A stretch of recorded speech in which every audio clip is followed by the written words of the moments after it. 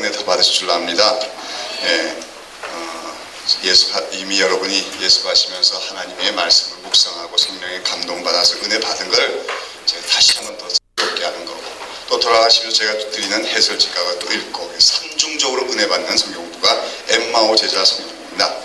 자, 오늘 우리 첫 번째 과 전능하신 하나님인데 제목을 조금 더 바꿨으면 좋겠어요. 전능하신 하나님 우리 아버지.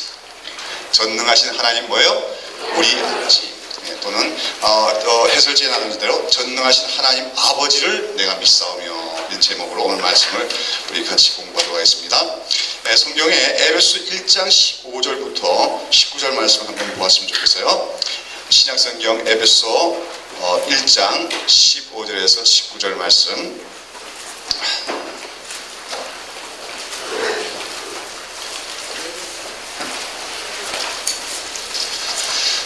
에베소 1장 15절에서 19절까지 한 절씩 우리 같이 한 목소리 읽겠습니다. 시작. 이를 인하여 주 예수 안에서 너희 믿음과 모든 성도를 향한 사랑을 나도 듣고 너희를 인하여 감사하기를 마지 아니하고 내가 기도할 때 너희를 말하노라. 우리 주 예수 그리스도의 하나님 영광의 아버지께서 지혜와 계시 정신을 너희에게 주사 하나님을 알게 하시고 너희 마음눈을 밝히사 그의 부르심의 소망이 무엇이며 성도 안에서 그 기업의 영광의 풍성이 무엇이며 그의 힘의 강력으로 역사하심을 따라 믿는 우리에게 베푸신 능력의 지극히 크심이 어떤 것을 너희로 알게 하시기를 구하노라. 아멘. 여기 보면 바울의 기도가 나옵니다. 사도 바울이 에베소 성도들에게 편지를 쓰면서 내가 너희를 위하여 기도할 때마다 이렇게 기도한다고 얘기하고 있어요. 그래서 여기 나오는 바울의 기도는 에베소 성도들만을 위한 기도가 아니라 오늘 우리 모든 그리스도인을 위한 기도라고 얘기할 수가 있을 겁니다. 자, 오늘 여기 바울의 기도에 보면 뭐라고 얘기하십니까? 네 가지 간구가 있는데요. 제일 먼저 무엇을 주시사? 영광의 아버지께서 무엇을 너에게 주사하겠어요? 지혜와 계시의 정신을 너에게 주사하겠습니다. 여기 지혜와 계시의 정신을 주신 정신이란 말이 헬라어는 푸뉴마입니다. 사실 이 번역을 성령으로 번역하는 것이 더 좋을 것 같아요. 지혜와 계시의 영을 너에게 주사하는 뜻입니다. 무슨 말이냐면요, 성령은 우리에게 뭘 주시는 분이에요? 성령은 지혜의 영이십니다. 우리를 지혜를 깨닫게 하시고 또 더불어서 하나님의 계시를 이해할 수 있도록 밝혀주시는 분이 바로 성령이기 때문에 성령님은 뭐라고 불리는 겁니까? 지혜와 계시의 영이라고 불리는 거예요. 여러분, 오늘 우리가 하나님의 그 신령한 세계를 이해하는 데서는 누구의 도우심이 없으면 안 됩니까? 성령의 도우심이 없으면 안 된다는 거죠. 지혜와 계시의 영이신 성령께서 우리 마음을 밝혀주셔야 우리가 하나님의 그 신령한 세계를 이해할 수가 있는 거예요. 여하튼 사도 바울은 우리 에베소 교인 아니면 더 나아가서 우리 모두 그리스도인들에게 하나님께서 지혜와 계시의 정신을 주시기를 바라고, 그렇게 하셔서 무엇을 알게 해달라고 기도하고 싶습니까? 하나님을 알게 하시고, 네 가지 가운데 첫 번째 하나님을 알게 하시고, 두 번째는 그의 부르심의 소망이 무엇인지, 그 다음에 세 번째는 성도 안에서 그 기업의 영광의 풍성이 무엇인지, 또 네 번째는 우리에게 베푸신 능력의 지극히 크심을 알게 해달라, 이렇게 간구하고 있습니다. 그 네 가지 가운데 제일 먼저 나오는 간구가 뭡니까? 누구를 알게 하시고 하나님을 알게 하시고, 그렇게 얘기하십니다. 여러분, 오늘 이 사도 바울의 기도처럼 오늘 우리가 기도할 때마다 가장 첫 번째 기도해야 될 내용이 뭐냐면, 우리도 이렇게 기도해야 되는 거예요. 하나님 오늘도 우리에게 누구를 주사? 지혜와 계시의 영을 주셔서 누구를 알게 해주십시오? 하나님을 알게 해주십시오. 이렇게 우리가 기도해야 된다는 것입니다. 여러분, 이미 우리 그리스도인들, 우리 성도들은 다 하나님을 알고 있습니다. 그렇죠? 하나님을 알지 못하면 하나님 믿을 수가 없어요. 하나님이 이미 알고 있어요. 그러나 우리가 그 하나님을 아는 지식에서 우리는 날마다 더 자라가야 될 줄로 믿습니다. 하나님을 아는 지식에서 나는 온전하다, 나는 하나님을 아는 지식이 완벽하다 얘기할 수 있는 사람은 아무도 없다는 겁니다. 우리 날마다 그 하나님을 아는 지식이 자라가야 되는데, 여러분, 이 하나님을 아는 지식은 우리 성도들의 신앙의 성숙도와 또 신앙의 스케일과 정비례한다고 할 수가 있어요. 여러분, 하나님을 잘 아는 사람일수록 신앙이 성숙해집니다. 또 하나님을 많이 아는 사람일수록 그 신앙의 스케일이 크게 된다고 하는 거죠. 반면에 하나님을 아는 지식이 아직도 부족한 사람, 하나님을 아는 지식이 모자란 사람은요, 믿기는 믿는데 그 신앙이 어떠느냐? 신앙이 잘 안 자라요. 신앙이 잘 안 자란 사람은 아직 하나님을 제대로 알지 못하고 있기 때문입니다. 그리고 믿기는 하지만 세속적인 모습을 벗어나지 못하는 경우가 많고요. 그래서 때때로는 교회 안에서 수십 년을 다니면서도 아직까지 세상적인 욕심과 야망을 버리지 못하고 또 교회 안에서도 분쟁과 다툼을 일하는 사람, 형제를 미워하는 사람, 이런 사람들은요 하나님을 알지 못하기 때문에 그런 것입니다. 또 하나님을 또 깊이 많이 알지 못하면은 신앙의 스케일이 한마디로 째째할 수밖에 없어요.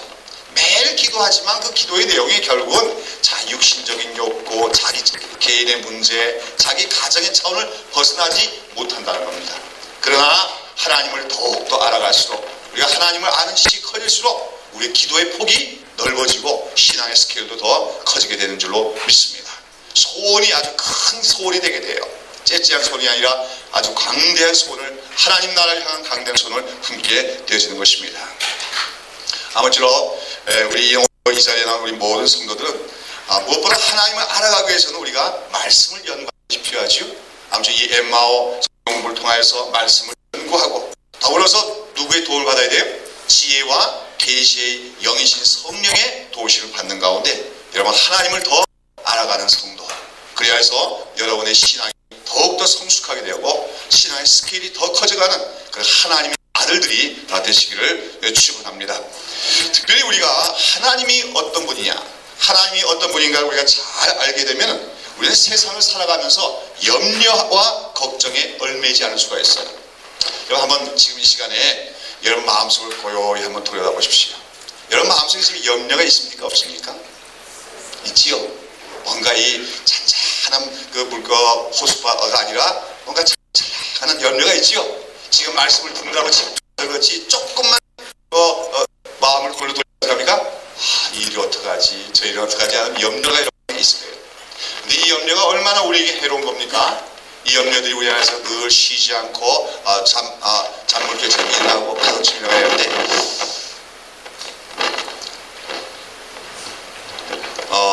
우리는 정신적으로 온전할 수 없고 건강할 수가 없는 것이죠. 근데요 어떤 분이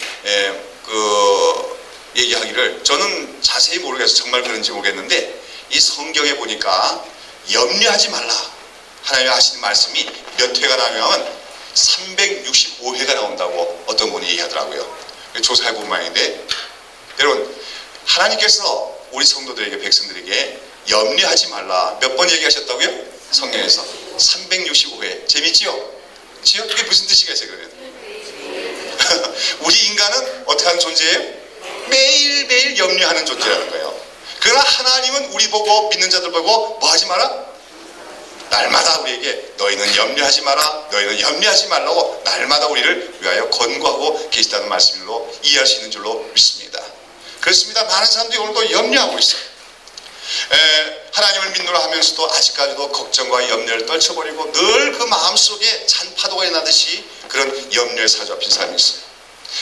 그럴 때 그 결과 우리는 염려가 결국 우리에게 정신적인 연약함을 갖고 오게 되고, 또 그리고 염려들이 있는 사람들은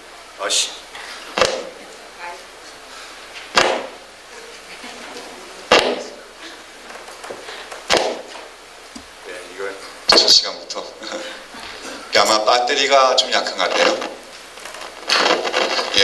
또 그 염려가 있는 사람들은 여러 가지 시험이 오고 고난이 오면은 흔들린 경우가 많은 것입니다. 자, 그러나 오늘 하나님께서는 365회 염려하지 말라고 하는 것은 뭐냐면 날마다 우리에게 너희는 아무 염려하지 말라고 우리에게 말씀하고 있는 사실을 우리가 기억해야 될 줄로 믿습니다. 우리가 잘 아는 말씀으로 빌립보서 4장 6절과 7절에 보면 뭐라 했습니까? 아무것도 염려하지 말고 오직 모든 일에 기도와 간구로 너희 것을 감사함으로 하나님께 아뢰라 했습니다. 기도할 때도 어떤 마음으로 기도하지 말라는 겁니까? 염려하는 자세로 기도하지 말라는 겁니다. 오히려 감사하는 마음으로 기도하라 했습니다. 염려하지 말고. 그래서 우리가 염려하지 않고 기도를 하되 또 감사하는 마음으로 기도할 때 그렇게 하면 모든 지각에 뛰어난 하나님의 평강이 우리의 마음과 생각을 지키시라고 했습니다. 하나님의 지각에 뛰어난 평강. 그 지각에 뛰어난 평강은 뭐냐면 인간의 상식과 인간의 생각으로는 지금 분명히 내가 어떻게 되는 상황이에요? 불안해하고 두려워하고 염려할 수밖에 없는 상황인데도 이상하게 마음에 뭡니까? 마음이 평온한 것을 지각에 넘치는 평강이라고 합니다. 기도 좀 많이 은혜를 체험한 분들은 이런 경험이 많지요. 어떤 아주 중요한 그 고비를 당했습니다. 아주 위험한 일을 당했어요. 그래서 염려할 수밖에 없어요. 근데 그 일을 두고 하나님께 기도했는데 갑자기 마음에 뭐가 임합니까? 평안한 마음이 임하는 거예요. 두려움이 없는 거예요. 그 마음속에 마치 잔잔한 바다처럼 평온함이 오는 것. 그것이 바로 지각에 넘치는 하나님의 평강입니다. 그래서 우리가 염려하지 않고 살아갈 때 하나님이 이러한 평강으로서 마음과 생각을 지켜주시라고 약속하고 있다고 하는 것입니다. 그럼 한번 물어볼게요. 염려하는 것은 죄입니까? 아닙니까? 예? 염려하는 것은 죄예요? 아니에요? 죄예요? 아니에요? 네, 우리 다수결로 결정합시다. 염려는 죄다. 손 들어보세요. 예, 그 다음에 염려는 죄가 아니다. 손 들어보세요. 다 그 중간지대에 있는 사람들은 뭡니까? 예, 분명히 밝히십시오. 예, 염려는요 죄예요. 여러분, 죄가 뭐예요? 하나님의 말씀에 불순종하면 다 죄 아니에요? 그렇지요? 자, 간음하지 말라, 도적질하지 말라겠지요? 근데 간음하고 도적질은 뭐예요? 죄지요. 근데 하나님 뭐라고 해서 분명히 몇 번씩이나 365회나 염려하지 말라 그랬는데 염려하고 있으면 우리 뭐 하게? 죄 짓는 거예요. 우리 이렇게 생각하지 않아요. 우리는 보통 염려하면서 어쩔 수 없잖아 그럴 때가 많아요. 그러면 도둑질하고 가난한 사람도 어쩔 수 없잖아 그게 됩니까? 아니죠. 그건 죄니까 어떻게 되죠? 자백하고 회개해야죠. 하나님, 나 그런 일 안 하게 해달라고 도와달라고 구해줘요. 마찬가지로 염려도 하나님의 말씀에 우리가 불순종하는 거예요. 염려를 당연하게 생각하지 마란 말입니다. 염려가 생길 때 하나님, 나 염려하고 있는 거 용서해 주십시오. 염려하지 않고 아까 얘기했처럼 지각에 넘치는 평강을 누릴 수 있게 하여 주시옵소서. 우리가 이렇게 기도해야 될 줄로 믿습니다. 자, 근데 그게 이론처럼 쉽게 됩니까? 잘 안 되죠. 그럼 우리가 어떻게 하면 염려하지 않을 수가 있는가? 그 염려하지 않는 삶을 살아가는 비결 중에 하나는 우리가 하나님이 어떤 분인가를 갖다가 잘 알게 되면 염려하지 않을 수가 있는 것입니다. 여러분, 제가 수요일날, 화요일날 상담, 그러니까 치유에 대해서 첫 번째 강의를 하면서 제가 말씀드린 사례가 있어요. 정신분열증에 걸렸던 어떤 자매를 말씀으로 치유한 그런 경우를 제가 말씀드렸는데요. 여러분, 많은 정신병이나 또 신경증, 노이로제 그 근원에 보면 뭐가 있습니까? 마음속에 염려가 있는 거예요. 염려가 영어로 anxiety거든요. 불안이란 말이에요. 불안이라고 하는 것이 결국 많은 정신적인 질환의 뿌리가 되고 있을 때가 많은 것입니다. 근데요, 그 자매에게 그 말씀으로 치유하는 과정에서 계속적으로 공급했던 말씀이 뭡니까? 바로 하나님이 어떤 분인가를 갖다 계속 알려주는 말씀이었어요. 오늘 우리가 공부하겠지만 하나님은 전능하신 하나님이다. 하나님은 너의 하나님이다. 하나님은 아버지가 되신다. 하나님은 너를 지극히 사랑하신다. 이런 관련된 성구들을 계속해서 그 자매에게 공급하며 또 그 도우미 자녀들을 보내서 암송하게 했더니 그 말씀이 그녀의 정신질환을 앓고 있는 자매 마음속에 있는 염려들을 퇴치하고 정신이 온전하게 돌아오게 된 것입니다. 오늘 우리가 염려하지 않는 하나님의 백성의 삶을 살려면 하나님을 더 깊이 알아가는 우리가 되어야 될 줄로 믿습니다. 여러분, 이미 하나님을 잘 알고 계십니까? 이미 알고 계시겠지만 그러나 우리가 오늘 이 시간은 하나님에 대해서 더 알아가는 시간이 되어야 될 것 같아요. 여러분, 하나님은 어떤 분입니까? 여러분, 하나님 그럼 어떤 분으로 생각됩니까? 제일 먼저 전능하신 분, 또 그 다음에 사랑이 많으신 분, 이렇게 생각하지요. 오늘 우리가 이미 알고 있는 사항이지만 그걸 좀 더 깊숙이 우리에게 적용시키는 그런 시간이 됐으면 좋겠어요. 여러분, 오늘 우리 예배 때마다, 공예배 때마다 우리 신앙 고백하지요. 우리는 교회는 뭘로 신앙 고백합니까? 사도신경을 가지고 신앙 고백을. 사도신경이라는 건 신조인데 신조는 여러 가지가 많아요. 그런데 보편적으로 많이 사용하는 신조가 사도신경입니다. 자, 우리가 사도신경을 신앙 고백할 때마다 제일 첫 번째 고백하는 내용이 뭡니까? 전능하사 천지를 만드신 하나님 아버지를 내가 믿사오며. 믿습니까? 전능하사 천지를 만드신 하나님 아버지를 내가 믿사오며. 우리가 이 사도신경을 통하여 고백할 때 이러한 하나님을 우리가 믿는다고 고백하는 거예요. 이 고백에 보면 하나님은 어떤 분으로 묘사되어 있습니까? 제일 첫 번째, 하나님은 어떤 분이에요? 전능하신 분이다. 전능하시단 말은 뭐지요? 못하실 일이 없으시다. 못하시는 거 있긴 있어요. 하나님 뭐 못하셔요? 거짓말 못하셨어요. 그렇지? 또 죄를 지으실 수 없어요. 그거 빼놓고는 못하실 일이 없으신 하나님. 그걸 갖다 한자말은 무소불능하신 하나님. 그렇죠? 무소불능하신 하나님에게 모든 것이 가능하시단 말이에요. 그 다음에 전능하신 분이요. 그 다음에 뭐예요? 전능하사 천지를 창조하신 하나님이심을 우리가 믿습니다. 그 다음에 또 무엇임을 믿어요? 하나님이심을 믿는 거예요. 여러분, 인간과 하나님은 엄청난 차이가 있죠. 우리 인간이 유한한 존재라면 하나님은 무한한 존재예요. 인간은 피조물이라면 하나님은 창조주 되심을 우리가 믿는 거다, 그 말입니다. 그 다음에 뭐라고 고백하는 겁니까? 하나님 아버지를 내가 믿사오며. 여기서 중요한 연결고리가 있습니다. 하나님은 어떤 분입니까? 전능하신 분입니다. 천지를 창조하신 분입니다. 그런데 그분이 뭐예요? 우리의 아버지가 되심을 우리가 믿습니다. 이렇게 고백하고 있는 것입니다. 여러분, 신앙 고백할 때마다 그런 마음으로 고백했어요? 위대하시고 강하신 하나님, 전능하신 하나님, 천지 만물을 다 창조하신 하나님. 근데 그 하나님이 우리의 아버지가 되심을 믿사옵고. 이것이 우리가 사도신경에서 고백하는 첫 번째 고백이에요. 여러분, 사도신경 고백할 때 어떤 자세로서 고백하셨습니까? 그냥 암송할 때가 많지요. 입술로만. 그러나 우리가 그 한 구절 한 구절 새기면은 대단한 말씀입니다. 전능하신 하나님, 천지를 창조하신 하나님. 근데 그 하나님이 우리의 아버지가 되시면 우리가 믿사옵고, 그렇게 얘기하고 있는 거죠. 여러분, 세상 사람들은 하나님 믿습니까? 안 믿습니까? 안 믿어요? 그 교회 한다는 사람 중에서도 나 하나님 믿어 그런 사람이 꽤 있어요. 하나님 계시지, 이렇게 하는 사람도 있어요.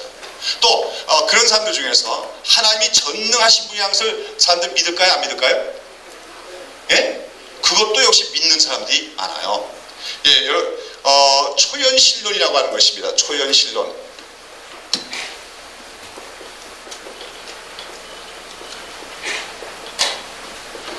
영어로는 디이즘이라고 하는데요.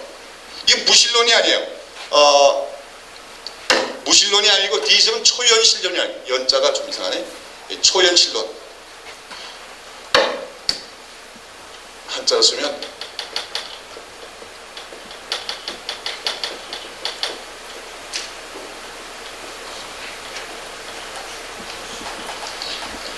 이 초연신론이라는 것은 뭐냐면 하나님의 존재와 하나님의 창조주 되심을 믿는 거예요. 하나님 계시다는 겁니다. 또 하나님이 세상을 창조하신 것도 믿어요. 그러나 그 하나님은 오늘 우리 인간의 삶에는 개입하지 않는 분으로 얘기하는 겁니다. 말하자면 하나님은 세상을 창조하셨어요. 그러고 나서 어떡합니까? 하나님은 저 멀리 계시면서 우리 인간 세계에는 개입하지 않으시고 관망만 하고 계신 하나님. 그것이 바로 초연신론이라는 거죠. 그래, 하나님은 저 멀리만 계시니까 너무 크고 위대해서 감히 우리 인간하고는 상종도 할 수 없고, 멀리 계시니까 우리와 어떤 인격적인 교제가 있어요, 없어요? 우리와 인간과 인격적인 교제도 없고, 그 하나님을 우리가 의지할 수도 없고, 그러니까 우리 인간의 모든 삶과 운명은 누가 개척해 나가야 됩니까? 인간 스스로가 개척해 나가야 되고, 인간의 모든 인생에 대해서는 자기 자신이 책임을 져야 된다 하는 것이 바로 초연신론이에요. 하나님의 존재는 믿는단 말이에요. 그러나 하나님은 저 멀리 계신 하나님, 또 위대하시고 창조주 하나님, 그러나 이 세상을 창조하시고 그냥 관망하고 계신 하나님 믿는 것이 초연신론이라고 할 수 있지요. 예를 들면 아인슈타인 같은 그 과학자가 이 초연신론자라고 할 수가 있지요. 그분도 하나님의 존재를 믿는다고 했어요. 그러나 그는 크리스찬이 아닙니다. 즉 하나님께 기도하고 기도하는 가운데 하나님의 은총을 가는 것, 그건 아니고 그냥 하나님은 있다. 이걸 하나님이 세상을 지었다고 믿는 것이지요. 그런 의미에서는 유신론자지만 이런 초연신론자가 19세기 유럽에는 많이 있습니다. 19세기 유럽은 바로 이성주의, 합리주의가 횡행하면서 많은 인간의 이성을 강조하는 사상가나 과학자들이 하나님의 존재를 부인한 건 아니었어요. 하나님이 계시다. 또 하나님은 세상을 창조하신 분이다. 그러나 하나님은 저 멀리 계시고 인간의 모든 삶의 문제들은 누가 스스로 다 해결해야 되냐? 우리 인간이 해결해야 된다. 인간의 이성으로, 인간의 지혜로 해결해야 된다 하는 초연신론이 19세기에 유럽에서는 만연되어 있었다는 겁니다. 그러나 이 초연신론의 결과는 20세기 들어오면서 결국은 무신론으로 변화되게 되는 것이죠. 그러나 오늘 우리 기독교인들이 하나님을 믿는다, 하나님의 또 전능하심과 창조되신 믿을 때 그 우리 하나님은 그처럼 멀리 계신 당신이 아니에요. 멀리 계신 당신이고 그렇게 크고 위대하지만 어디 계신 하나님이 우리에게 아주 가까이 계시며 어떤 분이에요? 우리 뭐가 되신 분이에요? 아버지가 되시는 분이다 하는 겁니다. 이거 갖다가 우리가 하나님의 성품 중에는 하나님의 성품 속에는 그 초월성이 있고 초월성과 내재성이 있다 이렇게 그 신학에서는 얘기해요. 하나님은 인간과는 구별되신 분이죠. 인간을 초월하는 분입니다. 만약 인간이 유한한 존재라면 하나님 뭐죠? 무한한 존재입니다. 그렇죠? 그러면서 하나님은 초월성을 갖고 있는 분이다 그 얘기예요. 인간의 피조물에 하면 하나님은 창조주시고 그러나 그 하나님은 크시고 멀리 계신 것만 아니라 내재성 우리와 아주 가까이 계시다 하면서 내재성이 하는데 이 성경에서는 이 내재성을 가리키는 하나님의 용어가 뭐죠? 임마누엘의 말 아닙니까? 우리 예수님의 별명이 뭐예요? 임마누엘이죠. 임마누엘이라는 뜻이 뭐예요? 하나님이 우리와 함께 계시다 겁니다. 그 위대하신 하나님, 이 우주 만물을 다 창조하신 하나님이 저 멀리 계시지 아니하시고 누구에게 가까이 계세요? 하나님 백성들 가까이 하나님 백성들 가운데 계신 분이 우리의 하나님이다. 그래서 우리가 신학적으로는 하나님은 초월성과 내재성을 함께 갖고 계신 분이다 이렇게 설명을 하지요. 근데 이것이 이제 종교적으로 보면 초월성만 강조하면 뭐가 되냐면 초현실론이 되는 겁니다. 또 이 내재성만 강조하면은 너무 강조하면 이 범신론이 되기도 합니다만 그런 설명을 생략하고 여하튼 하나님 우리가 오늘 전능하사 천지를 만드신 이런 하나님 아버지를 내가 믿는다는 우리 사도신경 고백을 통하여 우리가 고백하는 우리가 믿는 하나님은 어떤 하나님이요? 전능하시고 천지를 창조하신 위대하시고 너무나도 크신 하나님이에요. 그러나 그 하나님은 멀리 계신 하나님이 아니라 우리의 아버지처럼 우리에게 가까이 계시고 또 아버지처럼 우리를 사랑하시는 하나님이심을 우리가 믿고 있다고 하는 것입니다. 여러분 그래서 그 우리의 아버지 되시는 하나님은 오늘도 우리에게 가까이 계시며 우리의 모든 사정을 다 하시고 우리를 긍휼히 여기시며 우리를 언제든지 도와주시는 인격적인 하나님을 우리가 믿는 것이죠. 그러니까 사실은 말이죠. 많은 성도들이 이 사도신경의 고백 우리가 매주일마다 공예배 때마다 고백하는 그 사도신경의 내용대로만 믿기만 해도 우리 그리스도의 삶은 세상 사람들과 현저히 다르지 않겠나 싶어요. 그래서 그 위대하시고 전능하신 하나님 그 하나님 내가 내 아버지가 된다는 걸 믿을 때 세상과 다르지 않겠습니까? 오늘 이 시간에 우리는 우리 하나님의 전능하심에 대해서 우리 한번 여러 가지 성경에 나오는 기록들을 통해서 살펴보시고 그러면 또 그 하나님이 우리의 아버지 된다는 사실에서 새롭게 깨닫는 시간이 될 수 있기를 바랍니다. 제일 먼저 오늘 그 문제 보시면은 하나님께서는 사람을 비롯해 온 우주 만물을 어떻게 만드셨습니까? 그랬어요. 여러분 여기에 대해서 우리가 창세기 1장과 2장을 읽어봐야 되겠죠? 창세기 1장을 다 펼치면 어떤 말이 나옵니까? 태초에 하나님이 천지를 창조하시니라 하는 선언으로 시작됩니다. 성경에서는요 막 하나님이 천지를 창조하신 거냐 안 한 것인 거냐 유실론이 맞냐 아니 진화론이 맞냐 창조이 맞냐 이런 거 따지지 않아요. 그냥 선포하는 겁니다. 이 세상이라고 하는 건 누가 창조하셨다? 하나님이 창조하셨다는 선언으로부터 시작되고 있다는 겁니다. 그런 가운데 이 창조의 얘기에 보면은 그 창세기 1장도 창조에 대한 얘기고 창세기 2장도 창조에 대한 얘기인데 1장은 그 세상을 창조한 전체적인 이야기라면 창세기 2장은 그 중에서 특별히 인간의 창조에 대한 더 자세한 설명이라고 할 수가 있어요. 여기서 우리가 몇 가지 봅시다. 하나님께서 며칠 동안 어떠한 방법으로 만드셨는지 자세히 살펴보십시오 그랬어요. 성경 기록대로 하나님께서 세상을 창조하신 동안에 며칠 동안 창조하셨습니까? 6일 동안에 창조하셨어요. 그 다음에 하나님이 어떠한 방법으로 만드셨습니까? 한번 예수하신 대로 어떻게 하셨어요? 말씀으로. 그 말씀으로 말이 어디 있어요? 하나님이 가라사대 그랬죠. 가라사대 옛날 말이 요즘은 잘 안 쓰는데 가라사대라는 게 뭐죠? 말씀하시되 그 말이죠. 말씀하시 아무것도 없는데 하나님 말씀하십니다. 빛이 있으라 말씀하셨더니 빛이 생겨났지요. 그 재료가 뭐예요? 창조의 재료가 말씀이에요. 아무것도 다른 물질이 없었습니다. 말씀으로 창조하셨다. 그 다음에 또 창조의 특징이 뭐예요? 여러분 그 예수 하셨는데 창세기 1장과 2장을 보면서 느끼는 하나님 창조의 특징이 어떤 겁니까? 네? 무에서 유의 창조고, 그렇지요? 또 네? 보시기에 좋았더라. 네, 제일 큰 특징 세 가지를 들으면 그걸 것 같아요. 그래요. 하나님의 창조의 특징은 첫째로 무에서 유의 창조, 그렇죠? 무에서 유의 창조. 아무것도 없는 가운데서 하나님께서 세상을 창조하셨다 그랬지요. 이걸 라틴어는 크레아티오 엑스 니힐로 그러죠. 아무것도 없는 데서 창조하셨다. 여러분, 근데 오늘날 이 창조의 얘기에 대해서 반박하는 과학 이론이지요. 뭐예요? 진화론. 진화론에서는 태초에 뭐가 있었다 그럽니까? 물질이 있었다. 태초부터 물질은 있어 온 거예요. 그리고 그 물질이 진화가 되었더라. 이게 진화론이죠.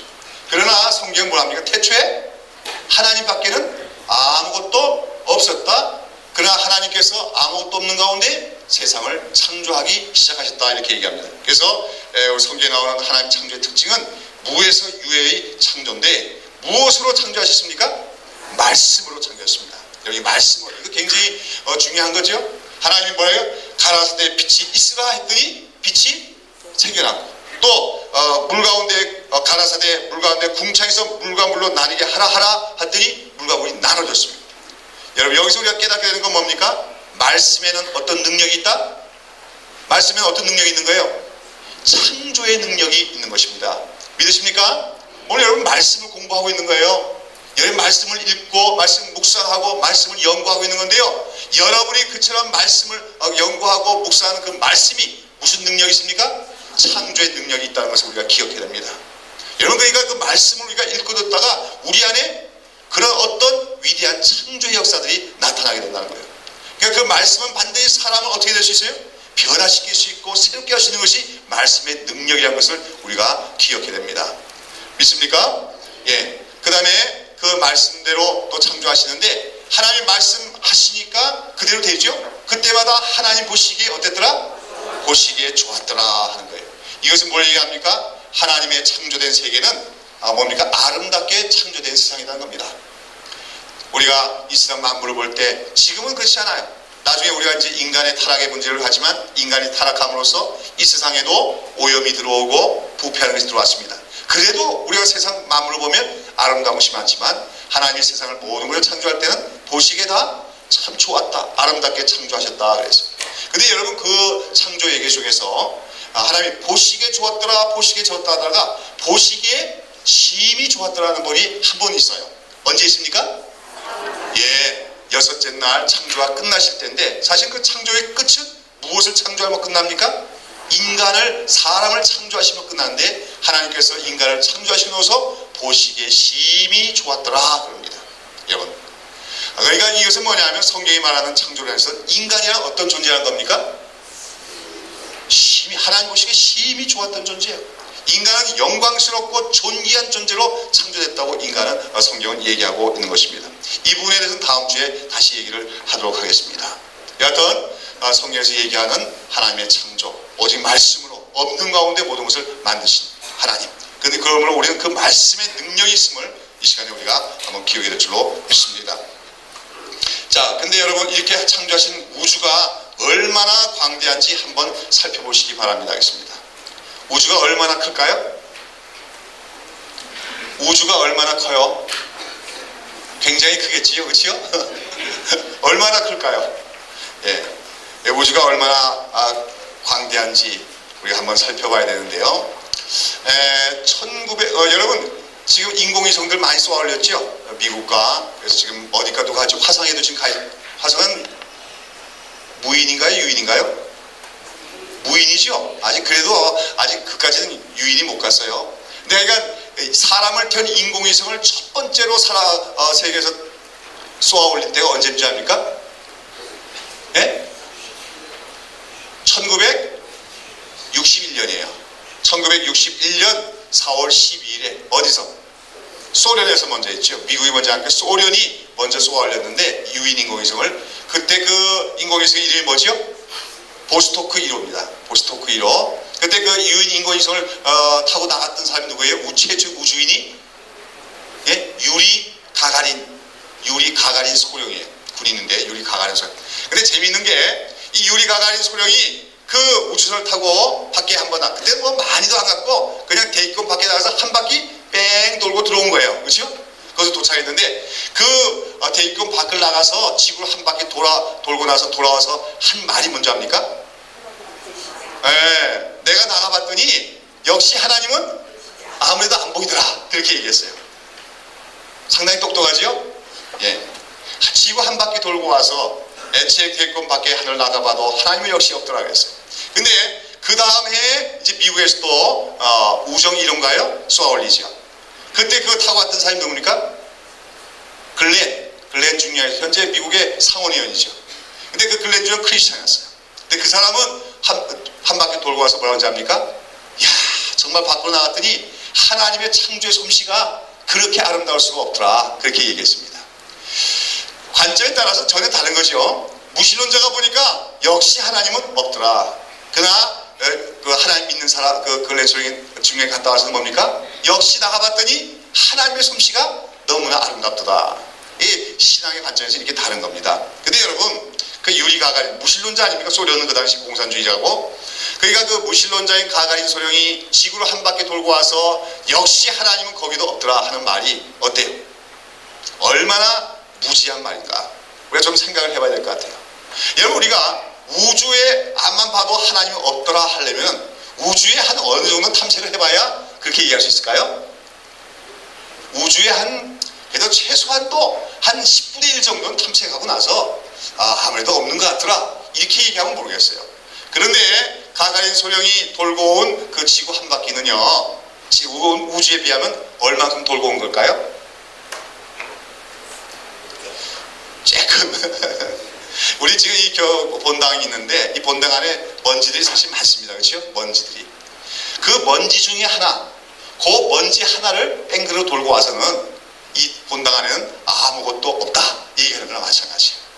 그렇게 하면 그 사람이 과학적이에요? 비과학적이에요? 아니, 이 본당 안에 떠다니는 여기 먼지 하나 있네.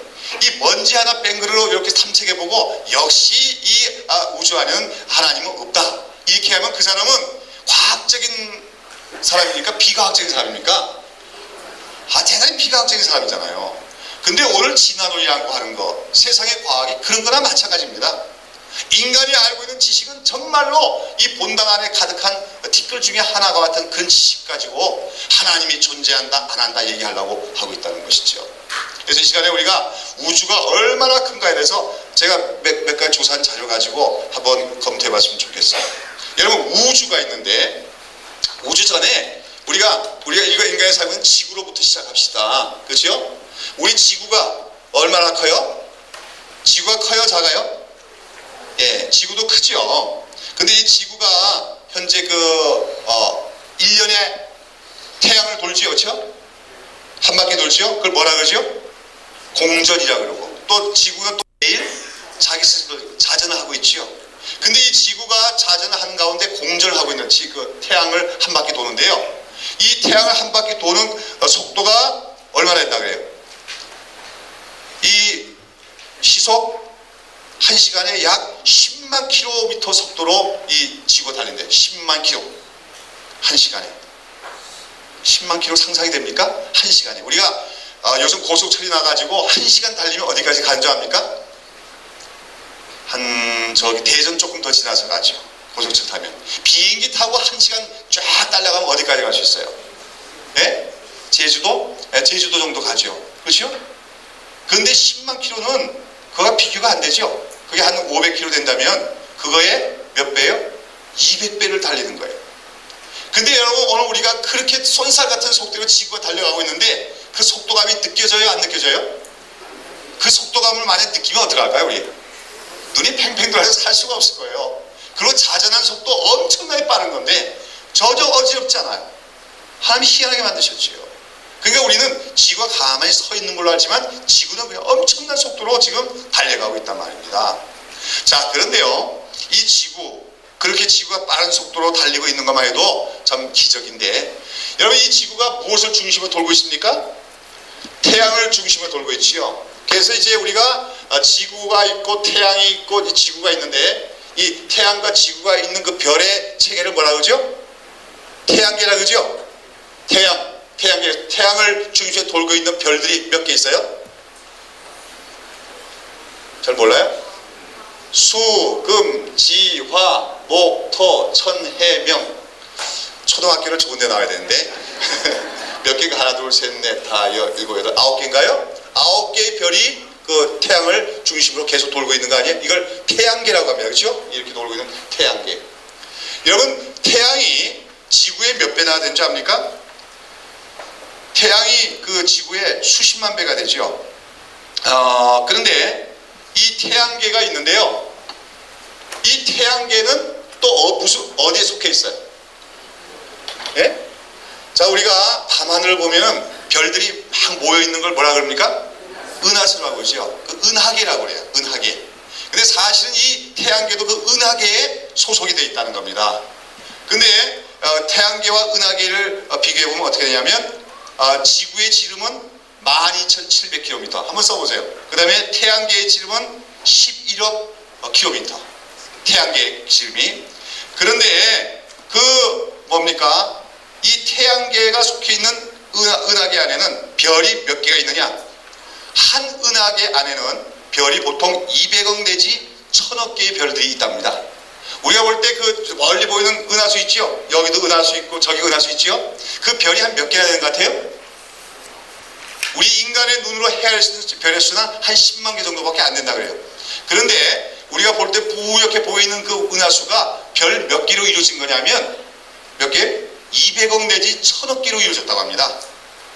그러니까 태양계도 이 태양계에 속해 있는 은하계 속에 속해 있는 거예요. 그런데 그 전 우주에는 이런 그 은하계가 또 몇 개가 있냐면, 은하계가 또 1000억 개가 있다는 겁니다. 자, 그럼 별이 도대체 몇 개가 있는 거예요? 별이 몇 개 있어요? 한번 숫자로 제가 아까 불렀으니까 200억 내지 1000억 개의 은하계가 있는데, 그게 몇 개가 있다고요? 은하계가 1000억 개가 있다. 인간의 과학으로 밝히고 있는 은하계는 몇십만 개밖에 안 됩니다. 근데 이론적으로 1000억 개 있다니까 다음 주에 오실 때 동그라미 한번 쭉 써가지고 별의 숫자가 몇 개인지 한번 적어 보십시오. 인간의 수학 단위로 지금 별의 숫자를 세울 수 있어요, 없어요? 인간의 숫자로는 별의 숫자를 계산할 수가 없어요. 그렇죠? 그러면서 그 우주의 크기가 얼마나냐? 우주의 크기가 그 뭡니까? 우주의 지름은 300억 광년 내지 360억 광년이다. 그러니까 광년이라고 하는 것은 뭐예요? 빛의 속도로 달리는 걸, 그렇죠? 1광년이야, 그렇죠? 근데 그 빛의 속도로, 제트기 속도도 아니고 빛의 속도로 달리는 거 갖고 몇 년을 달려야 우주를 관통할 수 있어요? 360억 년을 달려야 그 우주가 관통된다고 합니다. 그런데 그 우주는 또 가만히 있지 않고 또 지금도 계속해서 팽창하고 있다 그래요. 그러면요, 그 큰 우주에 비하면 지구는 얼마나 한 겁니까? 한번 상세히. 얼마나 한 거예요, 그러면? 예? 아까 제가 말씀드렸지요? 이 본당 안에 있는 뭐예요? 티끌 하나보다도 작은 게 지구예요. 근데 그 지구 안에 살면서 그 지구 안에서 뭐 여기 좀 탐색해보고 어디서 탐색해보고 지구 한 바퀴 돌고 와서 역시 하나님은 없다. 그 가면 그 사람 똑똑한 사람입니까? 미친 사람입니까? 미친 거예요. 오늘 하나님을 부정하는 과학은요, 그 지구에서 발견한 조그만 사실 가지고 하나님 부정하는 이론은요, 그건 미친 이론에 지나지 않습니다. 그들은 합리성을 얘기하지만 대단히 비합리적이다. 그러니까 정확하게 말하면 뭐 하나님을 안 믿으려면 뭐라고 얘기해야 돼요? 모르겠다. 그렇게 하면 정직하죠. 그렇죠? 우리가 지구만 조사해 연구해갖고는 하나님이란 존재가 계신지 안 계신지 모르겠다 하는 것이 솔직한 대답이라고 할 수가 있을 것입니다. 여하튼 하나님이 지으신 이 우주는 너무나도 커요. 얼마나 우리가 우주가 큰가 하는 것을 얘기하는 것 중에 하나가 우리가 별의 크기를 얘기하는데요. 우리가 태양이 지구보다 몇십만 배 크죠. 근데 우리 지구가 있고 태양이 있는데요. 이 태양은 큰 별이에요. 그래서 이걸 갖다가 거성이라고 합니다. 거성, 큰 별이라고 하는데요. 근데 이 태양이 크지만 태양도 전 우주에 있는 별들에 비하면 어떤 별이에요? 아주 작은 별이 작이에요. 그래서 이 태양보다 더 큰 별도 있는데 초거성이라고 하는 별, 초거성. 그래서 이 초거성 중에 어떤 별이 있느냐면 안다레스 별이라고 하는 별이 있는데, 안다레스, 이 안다레스 별의 직경이 얼마냐 하니까 8억 3,500 뭐 이렇게 나와요. 8억 3,520만 킬로미터 직경이. 지구는 직경이 얼마죠? 예? 얼마요? 1200? 12,700이죠. 12,700. 12,700의 지름이. 그러니까 이 안드레스 별은 지구의 그 몇 배가 되냐면 65,000배가 됩니다. 이 크기가. 그런 별들이에요. 자, 그러니까 이걸 갖다가 우리가 비유하자면 어떻게 되냐면 서울시가 있고 잠실 운동장이 있어요. 그럼 잠실 운동장이 있는데요. 축구장. 거기다가 여기 있는 요 탁자 하나 딱 갖다 놓고 비유하면 된다는 겁니다. 지구가 요 탁자만 하다면 그 뭐예요? 잠실 운동장만한 게 태양이에요. 그리고 안다레스 별은 얼마나 한 거예요? 서울특별시만한 게 안다레스 별이라고 합니다. 근데 그런 별들이 우주 안에는 뭐예요? 헤아릴 수 없게 많다는 거죠. 하나님은 그런 우주를 창조하신 분이에요. 근데 그런 우주를 창조하셨는데 인간이 요만한 지식 가지고 하나님은 존재한다, 안 한다 얘기한다는 것은 참 너무 무리한 얘기라고 하지 않을 수가 없지요. 근데 하나님은 그렇게 큰 것을 창조하신 하나님일 뿐 아니라 아주 세미한 분을 또 창조하신 분이에요. 그래서 우리 인간을 창조하실 때 얼마나 세밀하게 만드셨는지 알 수가 없어요. 진화론자들은 그냥 어떻게 하급 세포가 진화해서 그렇게 발달했지만 그건 만들어질 수가 없다는 겁니다. 여러분, 근데 인간의 우리 특별히 사람의 인체 신비를 보면은 우리 안에는 혈관이 있는데요. 큰 동맥이 있고 정맥이 있죠. 큰 혈관이 있지만 또 그거에다가 모세혈관이라는 게 있잖아요. 우리의 손끝 발끝까지 다 나와 있는 모세혈관. 이것들을 다 연결해서 연장하면은 얼마나면 1000마일 이상이 된다고 합니다. 우리 안에 있는 핏줄을 다 연결하면. 이 1000마일은 어느 정도의 길이냐면 지구를 4바퀴 돌리는 길이라고 해요. 내 몸 안에 혈관들이 있는데요. 이 혈관들을 다 이으면은 그게 뭐예요? 지구를 4바퀴 돌아가는 그 정도의 길이의 혈관이 있다고 합니다. 그래서 과학자들이 추정할 때 인간이 만들 수 있는 가장 얇은 그 실을 만들어서 그걸로 지구를 4바퀴 달리면 어떻게 될까? 인간의 몸보다 수백 배의 덩치가 나오게 된다는 거예요. 그러니까 하나님은 이 자그마한 몸에다가 지구를 4바퀴 돌릴 수 있는 그런 혈관을 다 깔려가지고 인간을 조성하셨다고 하는 것이죠. 그러니 하나님이 얼마나 세밀하게 우리가 인간을 창조하셨느냐. 그리고 또 우리가 인간에게는 심장이 있는데요. 이 심장이 자동 펌프죠. 1분에 7, 80회 뛰죠. 그래서 하루에 한 10만 번을 뜁니다. 심장이. 그러니까 1년에 3,500만 번. 70년 살면 25억 번을 뛴다 그래요. 심장이. 그렇게 강한 펌프가 심장이라는 거예요. 그걸 누가 창조했습니까? 하나님이 창조하셨다는 것이요. 자, 이러한 하나님께서 이런 우주 만물을 다 거대하게, 그러나 또 세밀하게, 아주 신기하게 창조하신 하나님께서 이제 세상 역사 속에서, 하나님의 구원 역사 속에서 어떻게 그 전능하신 능력을 나타내시는가. 오늘 우리가 몇 가지 사건들을 살펴보면서 그 하나님의 전능하심을 우리가 공부하고자 하는 것이죠. 여러분 보시면은 이번에 어떤 사건에서 공부했습니까? 아브라함의 아내 사라는 어떻게 해서 아들을 낳게 되었습니까? 그랬어요. 예, 우리 믿음의 조상이 누굽니까? 아브라함이에요. 근데 그 아브라함이 처음에는 누가 있었어요? 없어요? 아들이 없었지요? 아들을 낳을 수가 없었어요. 그러다가 어떻게 됩니까? 하나님께서 아브라함이 몇 세가 되고 99세가 되고 사라가 90세가 됐을 때 하나님이 나서 아들을 낳게 해주시겠다 약속했습니다. 그럴 때 그 말을 듣고 아브라함이 처음에 뭐라고 합니까? 아브라함이 엎드려서 웃으면서 심중에 이르되 100세나 된 사람이 어찌 자식을 낳을까? 사라는 90세니 어찌 생산하리요? 이렇게 얘기하죠. 그 당시 사라는 어떻게 됐어요? 경수가 끊겼다 했죠. 경수가 끊겼다는 것은 여성으로서 생리적인 현상이 다 그쳤다는 겁니다. 그러니까 여자로 치면은 어떤 나무로 치면 어떤 나무가 된 거예요? 고목나무? 고목나무도 어떤 건 그 꽃이 피울 때가 있더라고요. 고목나무 말고 지리산 가보셨어요? 지리산 천왕봉 올라가다 보면 그 나무들이 쫙 서 있지요. 그거 뭐라 그래요?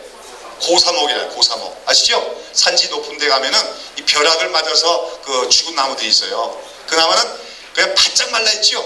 그 나무에는 새순이 돋습니까? 안 돋습니까? 안 돋는 거예요. 고목도 아니고 뭐예요? 고사목처럼 된 거. 그게 바로 사라의 형편이에요. 그런데 그 사라가 아들을 낳게 되리라 했더니 아브라함이 믿어서 기쁜 게 아니라, 그렇죠? 그 믿을 수가 없기 때문에 뭐라고 했어요? 심중에 웃으면서 아이고 우리 사라가 어떻게 자식을 낳겠습니까? 속으로 웃었다고 하는 것이죠. 그러면서 뭐라 그래요? 아브라함이 하나님께 구하되 이스마엘이나 하나님 앞에 살기를 원하나이다. 이 아브라함이 사실은 처음부터 믿음이 좋았나요? 여러분 여기 희망을 가지시기 바랍니다. 아브라함도 믿음의 조상이지만 처음부터 믿음이 좋았던 건 아니에요. 하나님께서 아들을 주시겠다 했는데 그때를 못 기다려가지고 어떻게 했어요? 첩을 드렸죠. 그렇죠? 첩 누구죠? 하가를 드려서 아직까지 이제 사라는 그 당시에 아기를 낳을 수 있는 능력이 없는 성녀였어요. 성녀. 아직까지 그 경수가 그치긴 하지만 원래부터 자녀를 낳을 수 없는 성녀였어요. 그런데 아브라함은 생식 능력이 있었거든요. 그러니까 인간적인 힘으로 뭐예요? 하가를 취해서 거기서 아들을 낳았습니다. 그러나 그 아들은 하나님이 낳게 하는 아들이 아니죠? 하나님 약속한 아들이 아니에요. 근데 하나님께서 이스마엘은 아니다. 내가 정말로 하나님의 능력으로 너에게 아들을 주리라 했더니 내가 믿을 수가 없습니다. 그런 겁니다. 속으로 웃었어요. 그러면서 하나님이 내가 내 육신의 힘으로 낳은 이스마엘이나 하나님 앞에서 살게 축복해 주십시오. 그렇게 하는 거죠. 이런 아브라함은 믿음이 있는 사람이에요? 믿음이 없는 사람이에요? 믿음이 없는 사람이죠. 그러나 이 아브라함이 나중에 믿음의 사람이 된다는 사실, 여기 우리의 소망이 있는 것입니다. 예. 자, 그래가지고 그 다음에 또 하나님이 나타나시죠?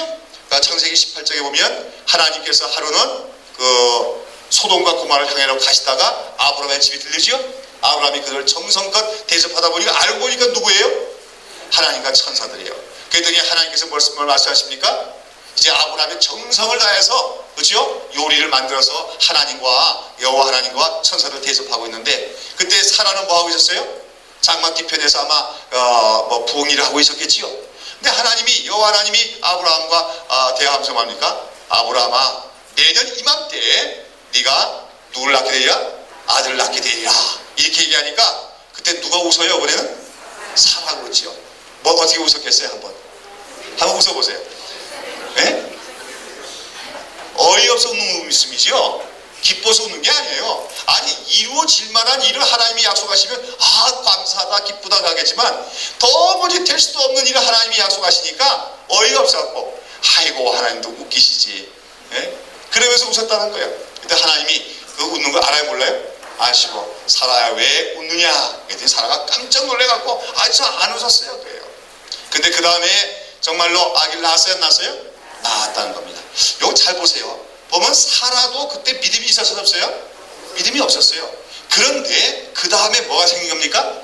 믿음이 생긴 겁니다. 오늘 나중에 여러분 그 예습하시면 나오지만 히브리서 11장에 보면 믿음으로 사라 자신도 나이 늙어 단산하시다 잉태함을 힘을 얻었으니 이는 약속하신 이를 미쁘신 줄 알미라 하겠습니다. 다시 말해서 하나님으로부터 아들 낳으려는 약속을 처음 받았을 때는 믿음이 없었어요. 근데 그러고 나서 그 안에 뭐가 생겼어요? 믿음이 생겼어요. 믿음이 생기자 그 믿음으로 말미암아 무슨 힘이 생겼어요? 자녀를 잉태할 수 있는 능력이 생겼더라는 겁니다. 여러분 오늘도 우리가 기억해야 될 것은 하나님의 말씀을 받는 가운데 우리가 계속 듣는 가운데 하나님의 미쁘심을 우리가 알게 되면 우리가 믿음이 생겨나고 믿음이 생겨날 때 하나님의 창조적인 역사들이 나타나게 된 줄로 믿습니다. 예, 그래서 드디어 아기를 낳았지요. 그래서 그 아들의 이름을 뭐라고 불러요? 이삭. 이삭이라는 뜻이 뭡니까? 웃음이라는 뜻이에요. 왜 이 웃음이라고 적겠어요? 아브라함은 너무 기뻐서 웃음이라고 했겠지만 그 안에는 여러 가지 의미가 있을 수도 있어요. 그렇죠? 한때는 우리가 하나님의 그 놀라운 약속을 의심하고 웃었던 적이 있는데 그런 웃음이다. 그러나 하나님이 우리의 그러한 참 신앙이 부족한 것을 그래도 용서하시고 끝내는 우리에게 믿음을 주셔서 이 아들을 참 이 금쪽하던 아들 자신이 우리가 너무나 기뻐서 웃노라 해가지고 아마 이삭이라는 이름을, 웃음의 이름을 지은 줄로 압니다. 자, 이 사실에 대해서 히브리서는 뭐라고 얘기하십니까? 다시 한번 히브리서 11장 11절 시작. 믿음으로 사라 자신도 나이 들고 단산하시니 잉태함을 얻었으니 이는 약속하신 이를 믿으신 줄 알미라. 여기서 중요한 요소가 몇 가지 있습니다. 하나님, 약속, 믿으심을 암. 이것이 오늘 우리 안에서 전능하신 하나님의 능력이 나타나는 그 요소들이에요. 자, 먼저 우리는 하나님은 뭐 하시는 하나님입니까? 약속하시는 하나님입니다. 약속하시는 하나님. 여러분 이걸 기억해야 돼요. 여러분 성경을 읽고 듣고 하는 목적 중에 하나는 그 약속, 성경에서 하나님의 뭘 발견하기 위한 겁니까? 약속을 발견하기 위한 거예요. 여러분이 정말로 하나님의 뜻대로 살기를 원하고 하나님께 무언가 쓰임받는 삶을 살고자 여러분이 살아가다 보면 말씀을 묵상하는 가운데 반드시 하나님께서 내게 주신 뭘 발견하게 됩니까? 약속의 말씀을 발견해야 돼요. 근데 때때로 그 약속은 너무나 나하고는 뭡니까? 거리가 먼 약속일 때가 많습니다. 아시겠습니까? 여러분 아브라함에게 주어진 약속이 뭡니까? 내가 너에게 자손들 후손을 줄 텐데 하늘의 별처럼 바닷가에 모래바다처럼 많겠다고 했어요. 근데 아브라함은 지금 자녀가 있어요 없어요? 하나도 없는데 그렇게 하늘의 별처럼 바닷가에 모래처럼 많은 아들 주겠다는 자손 주겠다는 게 믿어져요 안 믿어져요? 믿을 수가 없는 거예요. 너무 자기의 현실과는 너무나 동떨어진 약속입니다. 하나님의 약속은 때때로 우리가 눈으로 보는 현실과는 너무나 거리가 먼. 그래서 어떤 사람이 있는데 그 사람은 도무지 자기 능력으로는 그런 일을 할 수가 없는데 하여간 네가 이 일을 행하려고 하는 그런 약속을 주실 때가 있다는 겁니다. 그래서 말씀 속에서 우리는 하나님의 약속을 받아야 돼요. 그 다음에 그 약속이 이루어지는 과정 속에서 우리가 믿음이 있어야 되는데 믿음이란 뭐냐? 오늘 여기 히브리서 11장에서 뭐라고 정의하십니까? 약속하신 일을 어떤 줄 압니다? 믿으신 줄 압니다. 믿부다는 게 뭐죠? 믿을만하다. 예? credible, believable. 뭡니까? 믿을만하다. 신뢰할만하다는 겁니다. 우리 하나님은 믿을만한 분이다. 신뢰하는 분이다. 거짓말하지 않는 분이다. 하나님은 약속한 것을 반드시 이루시는 분이다.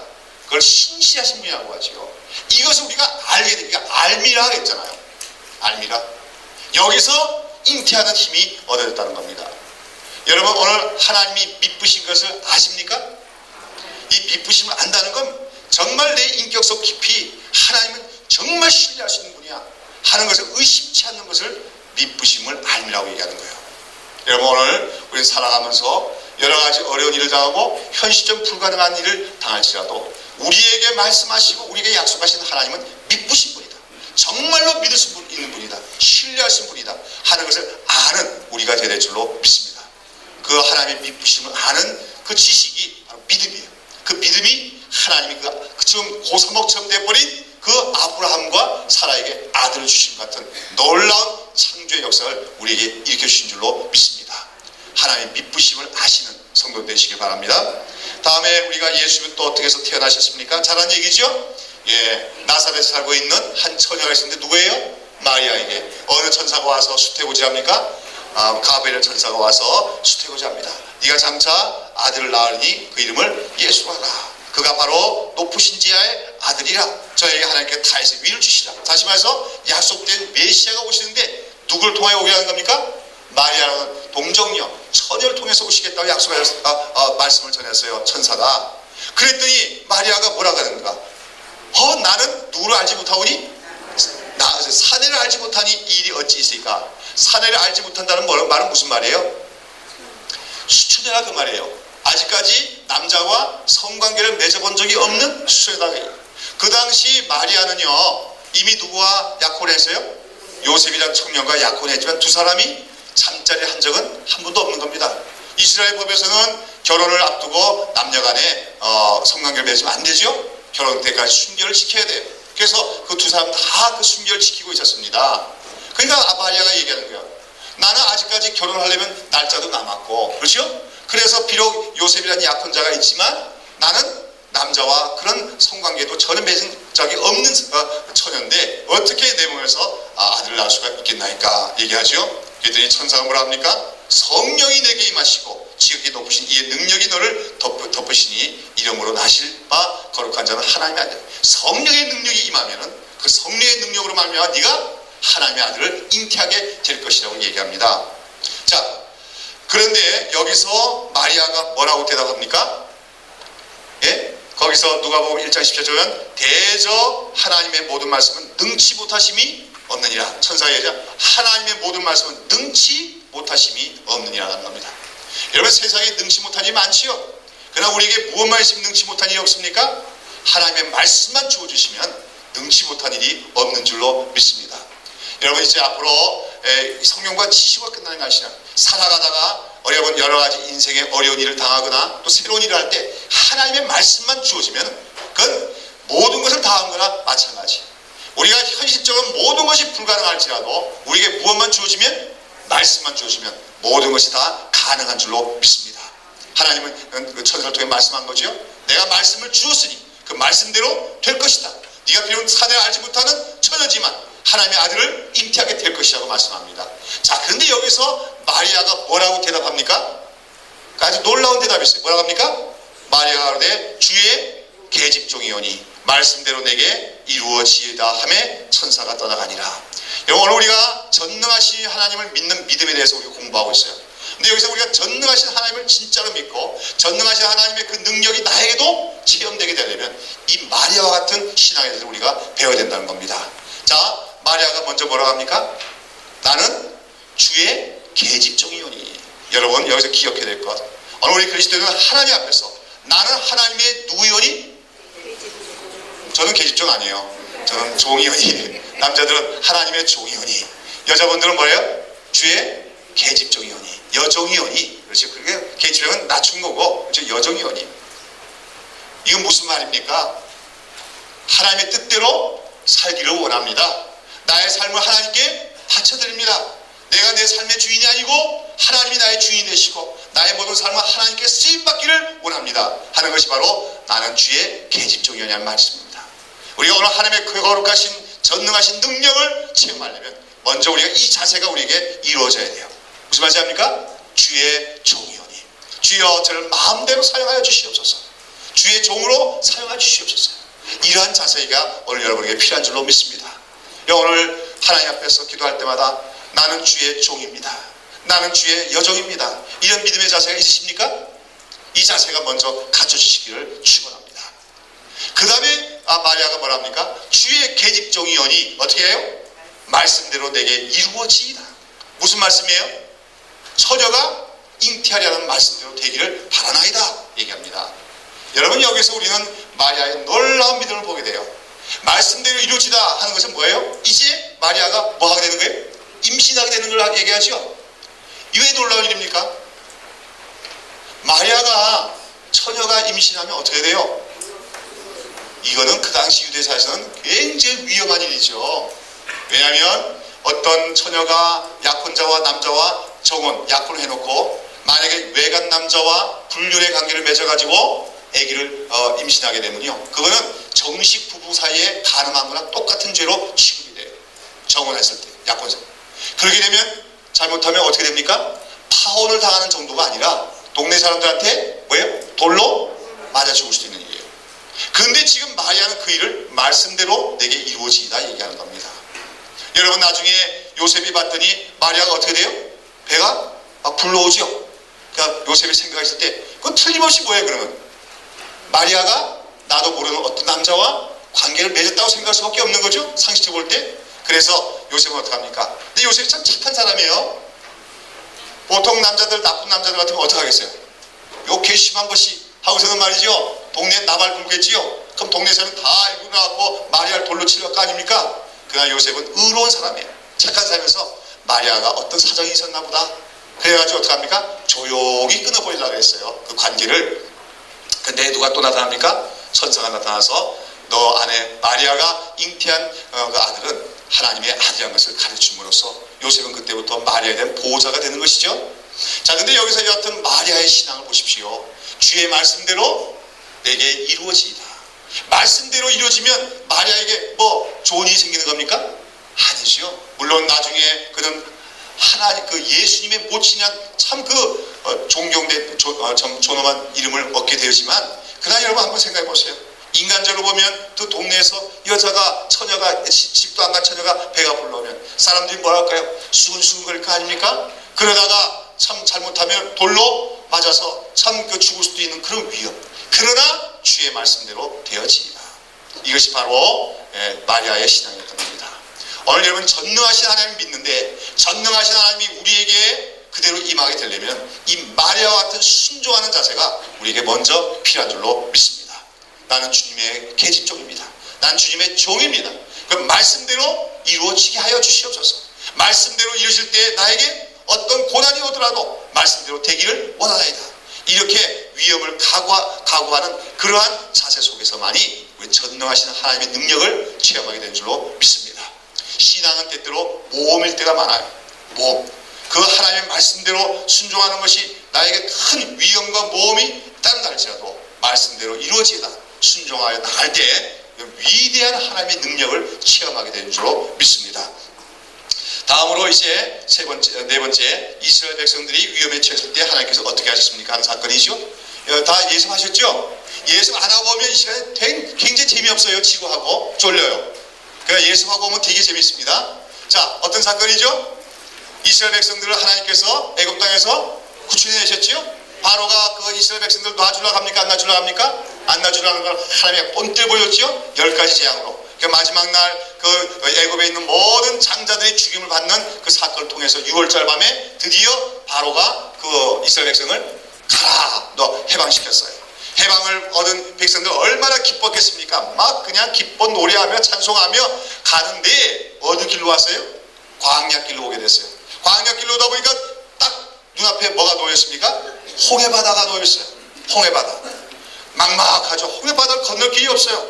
그런데 문제가 생겼습니다. 누가 쫓아오는 겁니까?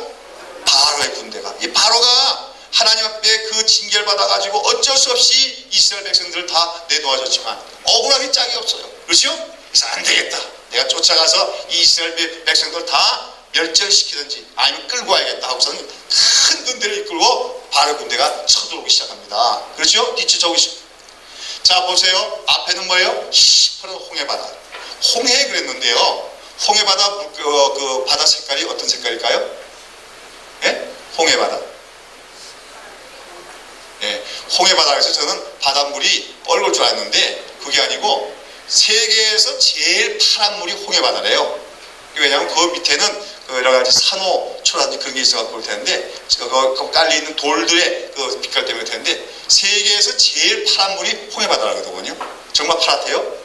그런데 이 앞에는 정말로 시퍼런 홍해바다가 있고요. 뒤에서는 뭡니까? 그냥 바로의 군대가 막 잡으려고 죽이려고 쳐들어오고 있어요. 이런 걸 뭐라 그러죠? 지퇴양난. 속된 말로 빼도 박도 못하게 되는 거죠. 어떡합니까? 그랬더니 이스라엘 백성들이 어떡해요? 아이고 이제 우리는 다 죽게 됐다. 그러면서 또 누구에 원망합니까? 모세에게 원망하죠. 여기 보면 구약성경에 보면은요 이스라엘 백성들이 못된 습성이 자주 나타나죠. 조금만 좋으면 어떡합니까? 양 기쁘다고 양양하고 희낙낙하다가 조금 어려운 생기면 어떡합니까? 불평하고 원망하고 막 대들고 이게 아주 못난 백성들의 특징이죠.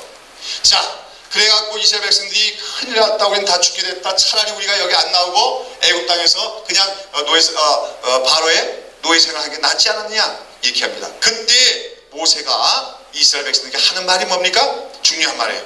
출애굽기 14장 13절 말씀. 예, 모세가 백성에 이르되 너희는 두려워 말고 가만히 서서 여호와께서 오늘날 너희를 위하여 행하시는 구원을 보라. 오늘 본 애굽 사람을 또다시는 영원히 보지 못하리라. 여호와께서 너희를 위하여 싸우시니 너희는 어떻게 있을지야? 가만히 있을지야. 두 번이나 반복되는 말이죠. 뭐예요? 가만히 있을지야. 여러분 진퇴양난의 위기 속에서는 어떻게 하는 게 상책이에요? 가만히 있다는 건 뭐예요? 그냥 안 움직인다 그 말입니까? 그게 아니죠. 가만히란 말은 마음의 상태를 얘기하는 거예요. 편안한 마음으로 잠잠한 마음으로 두려워하거나 요동하지 않고 아까 얘기한 하나님을 신뢰하는 마음으로 기다리고 있는 것을 얘기하는 겁니다. 이거 쉬워요? 어려워요? 어렵죠? 앞에는 바다고 뒤에는 뭡니까? 이스라엘의 애굽의 군대인데 그 앞에서 어떻게 가만히 있어요? 그러나 가만히 있는 것이 그 가운데서 하나님의 능력을 체험하는 비결이다 그럽니다. 여러분 가만히 있지 못하는 사람들은 어떡하죠? 경상도 말로 나부되기 시작합니다. 나부됩니다. 이렇게 할까 저렇게 할까 막 오고 가고 막 그냥 쇼를 하고. 그러면 문제가 해결될까요? 안 될까요? 해결 안 돼요. 깊은 수렁으로 점점 빠져드는 거예요. 여러분, 우리 인간의 힘으로 도무지 해결할 수 없는 상황이야말로 우리가 어떻게 할 기회입니까? 가만히 있을 기회예요. 가만히 있으면서 뭐 할 수 있는 기회예요? 하나님이 우리를 위하여 어떻게 행하시는가 한번 지켜볼 수 있는 그런 기회라는 겁니다. 믿으십니까? 여러분, 믿음의 사람들은 그런 진퇴황난의 위기가 오면요 두려워하는 것이 아니라 찬스는 왔다. 내가 어떻게 할 기회가 왔어요? 가만히 있을 기회가 왔다.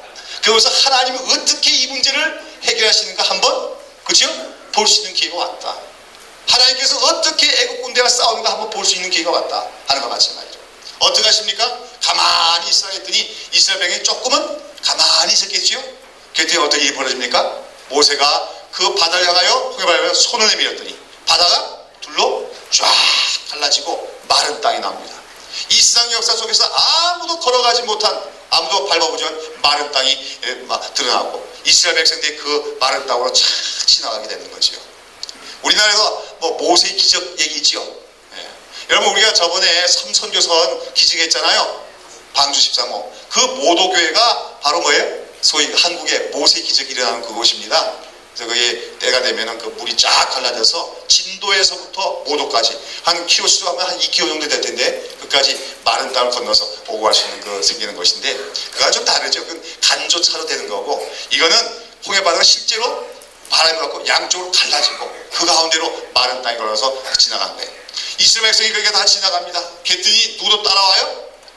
애국 군대도 막 쫓아오지요. 잡으려고. 그랬더니 이스라엘 백성이 싹 빠지고 나서 하나님이 다시 물을 갖다가 그냥 흐르게 하니까 그 애국 군들이 다 그 속에 잠겨서 수장되고 말아서 그날 이스라엘 백성은 큰 구원의 역사를 체험하게 되었습니다. 여러분, 이 사건이 우리에게 말씀해 주는 건 뭡니까? 전능하신 하나님이 행하시는 일. 여러분, 위기는 기회다. 위기는 뭐라고요? 기회다. 그러니까 한자어로 위기라고 하죠. 위기. 그렇죠? 위기란 말이 한자로 보면 무엇과 무엇의 합천 말입니까? 위기. 예. 위기인데 위험하고 위험, 기회란 말이 합해진 게 위기예요. 위험하지만 그러나 잘만 소용하면 우리에게 기회가 되는 것이 위기라는 겁니다. 우리 위기란 말 참 많이 사용하죠. 우리 인생에서도 위기가 많아요. 근데요, 훌륭한 사람은 그 위기를 잘 관리하는 사람입니다. 그래서 위기를 오히려 도약과 발전의 기회를 삼는 사람이 그게 성공하는 사람이죠. 근데 우리가 하나님의 신앙생활도 마찬가지예요. 여러분, 신앙생활하면서 위기가 있습니까? 없습니까? 없다고 생각하면 안 돼요. 반드시 우리 신앙생활에서는 위기가 옵니다. 그러나 기억하십시오. 위기야말로 위험하긴 하지만 그러나 뭡니까? 하나님의 능력을 체험하는 기회가 된다는 것을 기억하시기 바랍니다. 그래서 모세가 얘기하는 거예요. 너희는 가만히 서서 여호와께서 너희를 위하여 행하시는 구원을 보라고, 목격해보라고. 우리는 위기 때가 믿음으로 나가면요 하나님이 우리를 위하여 행하시는 놀라운 기적의 손길을 바라볼 수 있는 그런 목격의 기회가 된 줄로 믿습니다.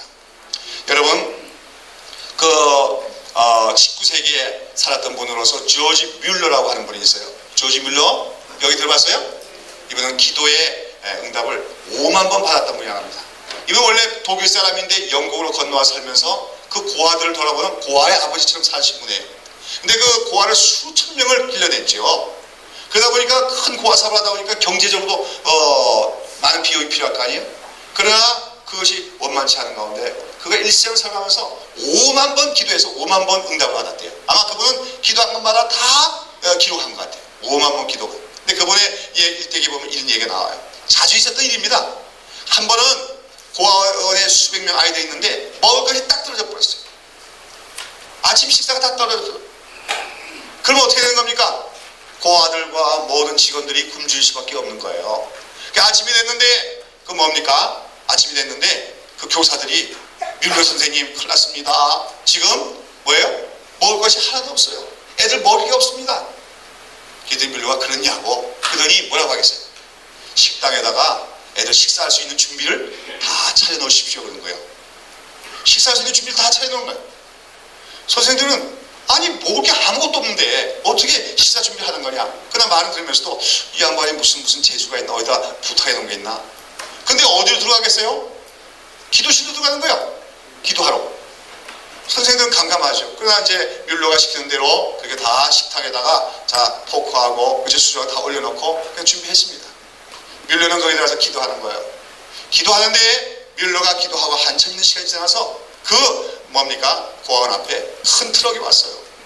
트럭이 왔어요. 근데 보니까 거기에 빵이 잔뜩 실려 있어요. 무슨 말이냐면 그 이웃 도시에서 어저께 밤에 화재가 어떤 빵 공장에 불이 나면서, 그렇죠? 불 타다 보니까 막 불을 껐지만 그 안에 빵을 많이 만들었잖아요. 그게 다 어떻게 됐겠어요? 불에 그슬리기도 하고 막 그러다 보니까 그 상품 가치가 없잖아요. 그러니까 이제 그 공장 주인이 이 빵이 조금 그슬리긴 해도 먹을 수 있는 빵인데 팔 수는 없고 이거 어떡할까? 그러다 보니까 저 이웃 도시에 뭐예요? 뮬러가 경영하는 고아원이 있다는 얘기를 듣고 그 아침에 그걸 갖고 온 거예요. 그렇죠? 그러니까 뮬러는 뭐예요? 눈으로는 아무것도 안 보이지만 하나님이 행하는 고아 사업을 내가 하고 있기 때문에 이 사업에 필요한 모든 먹을 것과 입을 것과 물질 누가 공급해 주신다? 하나님이 공급하신다는 믿음이 있어요, 없어요? 있는 거죠. 그러니까 뮬러는 아마 그랬을 거예요. 그런 그 위기가 올 때마다 어떻게 생각했겠습니까? 아이고 큰일 났네 그랬겠어요? 또 한 번 하나님의 역사심을 볼 수 있는 찬스가 왔구나. 그렇게 생각하지 않았겠습니까? 여러분, 이러한 그 우리가 오늘 말씀드렸지만 이 위기가 기회라는 것을 우리가 한 번, 두 번 체험하다 보면 그 다음은 우리가 살아가다가 또 하나님의 일을 하다가 여러 가지 위기가 닿을 때 당하지 않아요. 위기가 오면 또 왔구나. 또 어떤 기회예요? 하나님의 능력을 체험할 수 있는 기회구나. 하나님이 우리를 위하여 행하시는 놀라운 구원의 손길을 체험할 수 있는 기회구나 하는 마음으로 어떻게 있게 됩니까? 가만히 있게 되신 줄로 믿습니다. 오늘 큰 일을 당하고 어려움을 당할 때마다 가만히 있는 가운데 하나님은 우리를 부르신 하나님이고 우리를 구원하신 하나님이고 오늘도 우리를 위하여 능력의 손길을 베푸실 하나님이라는 것을 믿고 신뢰하는 여러분 되시기를 축원합니다. 자, 그래서 우리가 오늘 제가 말씀을 지나가면서 강조하는 부분도 있죠. 마리아 계집종 의원이 어떻게 해요? 주의 말씀대로 이루어지는 그런 자세가 우리가 필요해요. 또 출애굽 사건에서 뭐가 필요해요? 위기일수록 어떡합니까? 가만히 있는 자세가 우리에게 필요하고, 그렇죠? 그 다음에 사드락 메삭 아벳네고 사건과 다니엘 사건을 보시죠. 그러면 뭐예요? 바벨론에 끌려간 유대인 네 청년이 있었지요. 다니엘이 있고 그 청년 그 친구 누구예요? 사드락 메삭 아벳네고. 이 사람들은 창시 계명까지 다 당한 사람들이에요. 사드락 메삭 아벳네고 원래 본명이 아니죠. 하나냐 뭐 그런 이름들인데 그런데 이들의 그러나 그곳에가 이방 땅에 가서도 성실하게 최선을 다해서 살았더니 우리가 높은 관직에까지 올라갔습니다. 자, 그런데 어느 날 이 느부갓네살 그 바벨론의 가장 위대했던 왕인데 이 그 느부갓네살이 교만해졌어요. 그래갖고 뭘 만들도록 합니까? 금신상을 만들게 하고 그 모든 백성이 그 앞에 절하도록 강요한 우상숭배죠. 그리고 절하지 않는 자는 어떻게 해요? 다 사형을 시키는데 어떻게 사형시킨다고요? 풀무불에 집어넣어서 사형시킨다. 풀무불이 뭐예요? 용광로.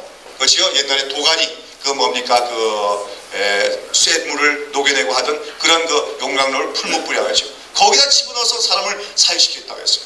온 백성이 거기서 다 금신 앞에 절을 합니다. 그렇죠? 그런데 사드락 메삭 아벳네고가 어떻게 했어요? 우리는 여호와 하나님을 섬기는 삶으로 우상 숭배를 할 수 없다고 거절한 거죠. 그것 때문에 그들은 끌려가서 느부갓네살 왕 앞에 섰어요. 느부갓네살이 보니까 이 세 청년은 근데 참 유능한 청년들이에요. 그래서 어떡합니까? 기회를 한번 주는 거죠. 내가 한번 기회를 주마. 지금이라도 다시 내가 기회 줄 때 막 그 주악이 울병을 펴지고 그럴 때 그 앞에 너희가 절을 하기만 하면 지금이라도 내가 너희를 살려주마. 그때 사드락 메삭 아벳네고가 한 말이 뭐지요? 어떤 말이에요? 느부갓네살이여 이에 대해 우리가 왕께 대하여 대답할 필요가 없나이다. 그렇지 뭐라 그러죠? 왕이 그러할 것이면 누가? 우리 하나님이 우리를 극렬히 타는 불목 가운데서 우리를 건져내시겠고 왕의 손에서도 건져내시리다. 그 다음에 뭐라 그래요? 그리 아니하실지라도 왕이여 우리가 우상을 섬기지 아니하리라. 그렇죠. 여러분 여기서 중요한 것은 이 사드락 메삭 아벳네고는 하나님이 어떤 하나님을 믿습니까? 전능하신 하나님의 심을 믿어요. 그러나 중요한 것은 전능하신 하나님을 알고 믿는다는 것 이상으로 더 중요한 것은 그들에겐 어떤 신앙이 있어요? 그리 아니하실지라도. 여러분, 하나님이 전능하시기 때문에 반드시 우리를 풍부 가운데서 건져내시게 됩니까? 반드시 그런 건 아니에요. 때로는 하나님의 뜻이 있으면 우리가 풀무불에 던져서 죽을 수도 있는 거예요. 지금 사드락, 메삭, 아벳느고는 하나님은 전능하시기 때문에 우리를 그 풀무불 가운데서 건져내실 수도 있는 분이다, 얼마든지. 그러나 혹시 하나님의 뜻이 있어가지고 우리를 건져내지 않으신다 할지라도 우리는 하나님을 원망하지도 않겠고 하나님께 불평하지 않겠고, 그렇기 때문에 우리는 우상 앞에 절하지 않겠다는 겁니다. 한마디로 일사각오의 믿음이죠. 여러분, 이러한 사드락, 메삭, 아벳느고의 신앙은 하나님을 어떤 분으로 생각하기 때문에 가능한 겁니까? 전능하신 하나님일 뿐 아니라 하나님 어떤 분이에요? 하나님은 선하신 분으로 그들은 믿고 있었다는 겁니다. 우리가 만약에 풀무불에 들어가고 불타서 죽는다 할지라도 그 안에는 하나님이 우리를 사랑하시는 선하신 뜻이 있는 걸 우리는 믿는다. 사람들이 보기에는 우리가 비참하게 죽는 것 같지만 우리는 하나님의 사랑하시는 선한 뜻으로 우리가 그것이 베풀어진 줄 믿겠노라, 이런 말씀입니다. 여러분, 오늘 우리가 전능하신 하나님에 대해서 배웁니다. 전능하신 하나님이 우리에게 계심으로 모든 것을 다 해결해 주실까요? 그렇지 않을 때가 있어요. 여러분, 사랑하는 자녀가 불치병에 걸렸는데 전능하신 하나님 고쳐주십시오 했는데도 그 아들이 죽을 수도 있습니다. 여러분, 우리가 기본적으로 가져야 될 자세는 그를 할 때 어떤 자세가 돼요? 하나님은 고칠 수 있습니다. 그러나 그리 아니하실지라도 나는 하나님의 어떠심을 믿겠습니까? 하나님의 선하시고 인자심을 믿겠습니다. 이러한 자세가 우리에게 기본적으로 있어야 될 줄로 믿습니다. 사드락, 메삭, 아벳느고가 풀무불 가운데 건짐을 받을 수 있었던 것은 그것은 그에게 그러한 믿음이 있었기 때문에요. 풀무불에서 우리를 건져내시려 하는 그 믿음보다 더 큰 믿음은 뭐냐면, 그렇게 아니하신다 할지라도 하나님은 우리를 사랑하시고 우리를 향한 아름답고 선한 계획이 있음을 우리는 믿어 의심치 않는다고 하는 그 믿음, 그것이 있기 때문에 그런 놀라운 기적이 일어나게 된 줄로 믿습니다. 여러분, 어떤 때로 보면 기적을 소원하는 그런 믿음이 많지만 그 기적을 소원하는 마음속에는 어떤 마음이 있을 수가 있냐면, 만약에 나를 건져주시면 하나님께 감사하겠지만 만약에 하나님의 능력이 안 나타나고 나를 기적으로 구원해 주지 않으면 나는 하나님께 좀 섭섭한 마음 가질래요.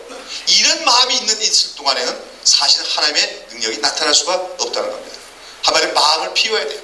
전능하신 하나님이 얼마든지 우리와 구원의 역사를 일으키지만 그런 것이 없을지라도 나는 하나님의 선하시고 인자심을, 나를 사랑하심을 의심치 않겠나이다. 이 믿음이 우리에게 더 큰 믿음인 줄로 믿습니다. 그래서 사실은 전능하신 하나님보다도 더 중요한 하나님의 성품은 뭡니까? 우리를 지극히 사랑하시는 하나님이라고 하는 것. 그것을 우리가 더 깊이 인식하고 있어야 되겠지요. 자, 그 다음에 혈루병 여인의 치유 사건을 또 보시면은 아시죠? 이거 제가 말씀을 전했던 적이 있습니다. 몇 해? 12해 혈루병. 12해가 꽉 찼다고 얘기해요. 병을 앓을 만큼 앓았다고 얘기해요. 그동안에 어떻게 됐어요? 의사는 다 찾아냈지만 어떻게 했습니까? 고치질 못하고 오히려 괴로움만 더 받았더라. 그 당시에는 의학이 그렇게 발달하지도 않았을 때니까 소위 무슨 민속치료, 무슨 민간치료 별게 다 있을 거예요. 그렇죠? 그래가지고 옛날에 보니까 무슨 뼈가 부러지면 똥을 마셔라 그런 것도 있는데 혈루병 앓으니까 또 뭘 마셔라, 뭘 해봐라, 별거 다 했겠어요. 그렇죠? 그러니까 안 그래도 병 때문에 고통스러운데 그 의사들이 지시한 거 따르다가 보니까 더 괴로움만 많이 당했고 결국은 효험이 없어요. 그래서 병은 더 악화되고 무엇도 없어졌습니까? 재산마저 다 없어지고 말았어요. 아마 이 여자는 원래는 조금 부유했던 여자 같아요.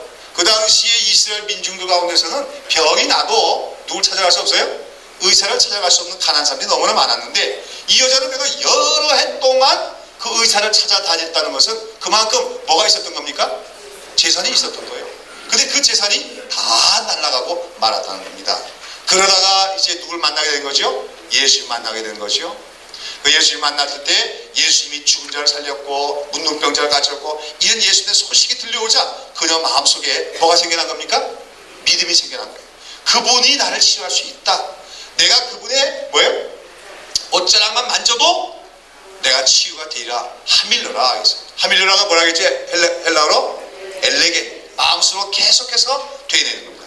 우리한테 믿음이 오면요 자꾸만 속에서 엘레겐 되어져요. 할 거야, 될 거야, 그럴 거야. 자꾸만 말씀이 떠올라요. 그렇죠? 그런 역사가 일어나서 마침내 예수님의 옷자락을 손을 대는 순간에 예수님도 능력이 흘러나와서 그 질병이 순간적으로 치료되고 말았습니다. 여러분, 이 사건을 통해서 우리가 또한 배우게 되는 건 뭡니까? 여러분, 이 여인이 사실은 그 예수님 만나기 몇 년 전까지만 해도 무엇을 의지할 게 있었습니까? 예, 의지할 만한 사람도 있었고 의지할 만한 돈도 있었어요. 그러나 그것을 의지하는 동안에는 문제가 해결되지 않았습니다. 어떤 순간에 예수를 만납니까?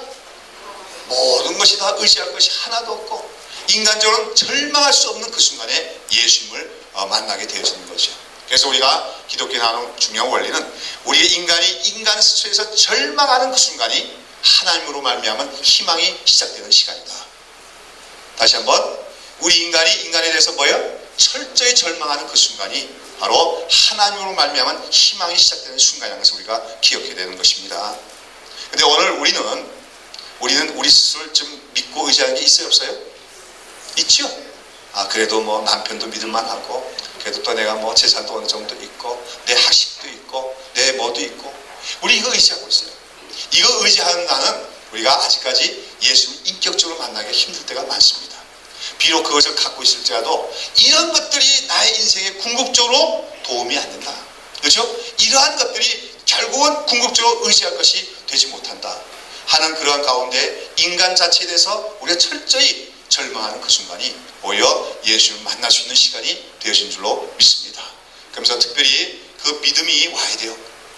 믿음이 오려면 그 혈루병 여인이 예수님에 대한 소식을 들었던 것처럼 오늘 우리는 예수님에 대한 소식을 듣는 게 아니고 무엇을 읽어야 돼요?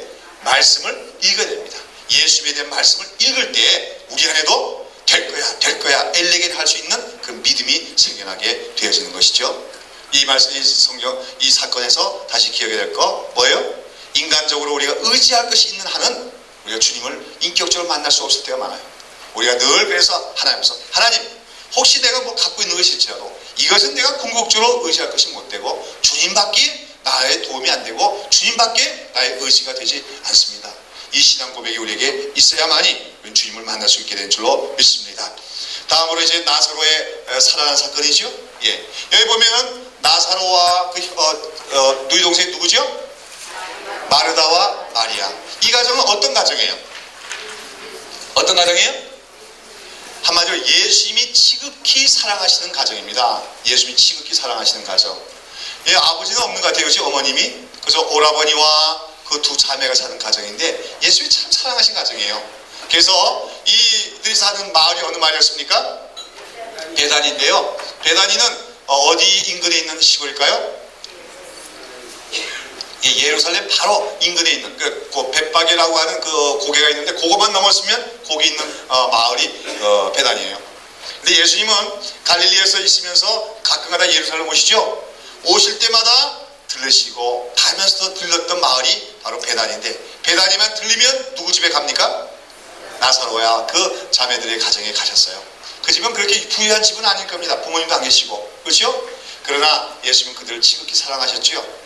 그런데요, 그렇게 예수님이 사랑하신 가정, 예수님이 얼마나 사랑하셨냐면 예수님의 유명한 비유 중에 어떤 얘기가 나옵니까?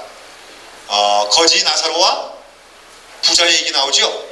근데 그 거지에게 이름이 있어요. 부자는 이름이 있어요, 없어요? 없어요. 세상에서 그 사람 이름 다 알아줘도 예수님 그 사람 이름 없다 그래요. 그 대신 거지, 참 질병을 앓고 아무도 의지할 수 없는 그 나사로는 뭡니까? 그 거지에게는 이름이 있다. 근데 그 이름이 뭐라? 나사로라. 저는 아마 그 예수 비유를 하시면서 일부러 나사로란 이름을 붙이지 않았겠는가. 누굴 생각하면서? 그 베다니의 그 삼남매 가정을 생각하면서 나사로란 이름을 거기다 붙이지 않았겠나 생각하고 싶어요. 그 정도로 예수님이 아끼고 사랑스러워하던 가정이 바로 그 나사로의 가정입니다. 그런데 그 나사로가 어떻게 됐어요? 죽을 병이 걸렸어요. 죽을 병이 걸렸어요. 여러분 기억해야 되는 건 예수님이 지극히 사랑하는 가정이라고 아무 풍파도 없고 시련도 없고 고난도 없을까요? 그럴까요? 아니에요. 성경은 그렇게 얘기하지 않습니다. 사랑하시는 예수님이 지극히 사랑하시는 자가 병에 들 수 있는 거예요. 죽을 병에 들 수 있어요. 어떻게 하게 됐어요? 죽기까지 했어요. 자, 그런데 예수님이 베다니에서 조금 떨어지면서 말씀을 전하고 계신데 그것처럼 나사로가 지금 병이 들어서 죽어가고 있다는 소식이 들어왔습니다. 그래서 마르다와 마리아는 사람을 보내서 예수님 빨리 오셔서 예수님은 얼마든지 치유하실 수 있잖아요. 그렇죠? 뭐 죽어가는 사람도 막 고치신 적이 있으니까.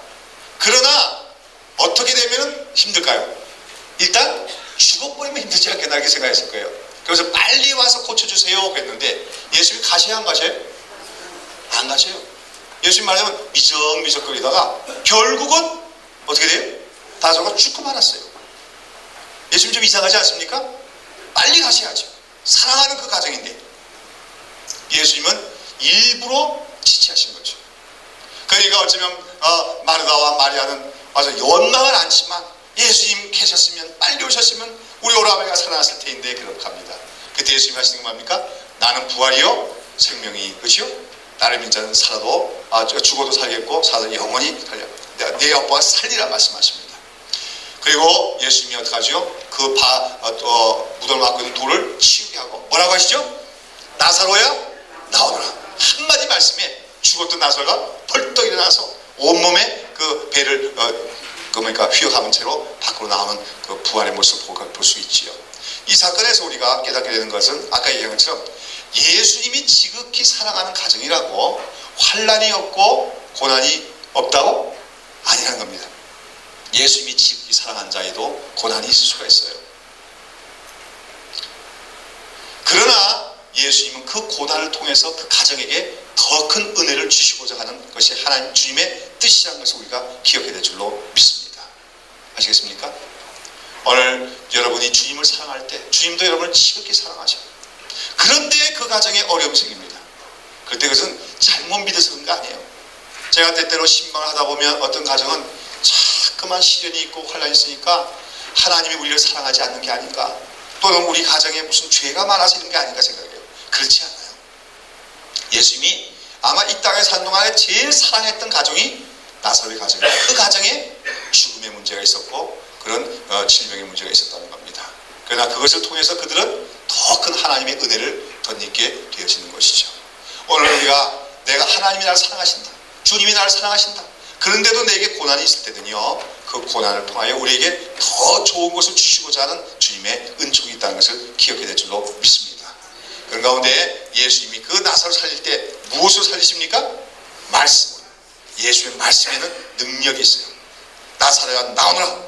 일어나서 나왔어요. 어떤 분은 그러더라고요. 그때 예수님이 나사로야 나오너라 안 하고 뭐예요?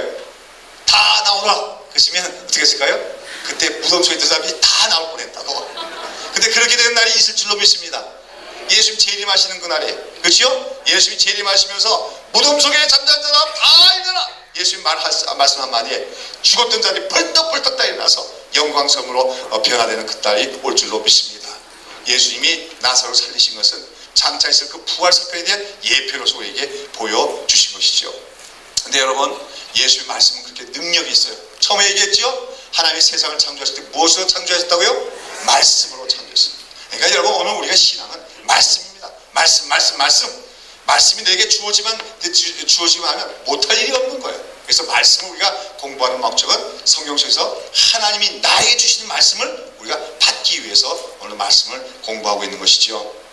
그런데요, 여기서 하나 생각할 것은 그 다음에 넘어가서 그 다음에 이제 마지막으로 이런 전능하신 하나님, 그렇죠? 홍해 바다를 가르시고, 그렇죠? 사드락 메삭 아벤노를 풀무불 가운데서 건져주시고, 또 죽은 나사로를 살리시는 이 전능하신 하나님이 베푸신 전능하신 역사의 가장 대표적이고 가장 극명한 사건이 뭡니까? 바로 예수님이 십자가에서 죽었다가 부활하신 사건인 줄로 믿습니다. 사람들은 예수님을 십자가에 못 박아 죽었어요. 그리고 예수님이 장사해서 무덤에다 넣고 큰 돌로 꽉 가로막았습니다. 근데 어떻게 됐지요? 죽은 지 사흘 만에 그 예수님이 부활하시고 만 것입니다. 영광스럽게 부활하게 된 것이죠. 여러분, 이 죽은 예수를 살리신 것은 무엇입니까? 무엇이 살렸어요, 예수님? 네? 성령의 능력이 예수님을 살리신 것이죠. 그래서 이 예수님을 살리신 사건과 관련해서 우리가 생각해야 될 말씀이 있는데, 로마서 8장 11절 보시면은 로마서 8장 11절. 로마서 8장 11절 보시면은, 자, 다 같이 시작. 예수를 죽은 자 가운데서 살리신 이의 영이 너희 안에 거하시면 그리스도 예수를 죽은 자 가운데서 살리신 이가 너희 안에 거하시는 그의 영으로 말미암아 너희 죽을 몸도 살리시리라 했습니다. 여기 나오죠? 죽은 예수를 살리신 게 누구예요? 하나님의 영, 성령이라는 거예요. 근데 그 성령이 어디에 계시다고요? 어디요? 너희 안에 거하시는 영이라고. 그 너 안에 거하시는 성령으로 말미암아 어떻게 해요? 너희의 죽을 몸도 살리시라고 했습니다. 믿습니까? 우리가 장차 우리의 죽을 몸도 성령께서 우리가 살리실 줄 믿어요. 그러나 이것은 미래의 일뿐만 아니라 오늘도 가능한 일입니다. 성령이 우리 안에 거하시면 때따라 우리가 죽을 병이 걸리더라도 성령이 역사하게 하시면 우리를 얼마든지 살려내실 수가 있는 줄로 믿는 것이죠. 그래서 우리가 깨달아서 오늘 특별히 전능하신 하나님에 대해서 공부하면서 깨달아 말씀의 능력과 누구의 능력? 우리 안에 거하시는 위대하신 성령의 능력, 예수를 죽은 자 가운데 살리신 그 성령의 능력이 어디에 있다? 바로 우리 안에 있다. 우리가 예수 믿을 때 바로 그 엄청난 생명의 능력이 우리 안에 이미 있다는 것을 기억하고 그 성령의 능력을 의지하는 우리가 되어야 될 줄로 믿습니다. 자, 그런데 제가 그 지난번에 문제지를 드리면서는 그 부분을 빠뜨렸는데 오늘 그냥 설명하도록 하겠습니다. 이런 전능하신 하나님, 그렇죠? 말씀으로 온 세상을 없는 데서 모든 것을 창조하신 하나님, 그렇죠? 이스라엘 백성들을 홍해바다를 갈라서 구원하신 하나님, 아브라함에게 아들을 주신, 그렇죠? 정말 죽어버린 자와 같은 아브라함과 사라에게 자식을 주신 하나님, 이런 전능하신 하나님이 우리의 뭐가 되신다고요? 아버지가 된다는 사실을 우리가 기억해야 된다는 겁니다. 그 전능하신 하나님이 우리의 아버지가 되셔요. 자, 우리가 오늘 그 말씀을 좀 보기를 원합니다. 요한복음 20장 17절 말씀. 예, 요한복음 20장 17절 말씀.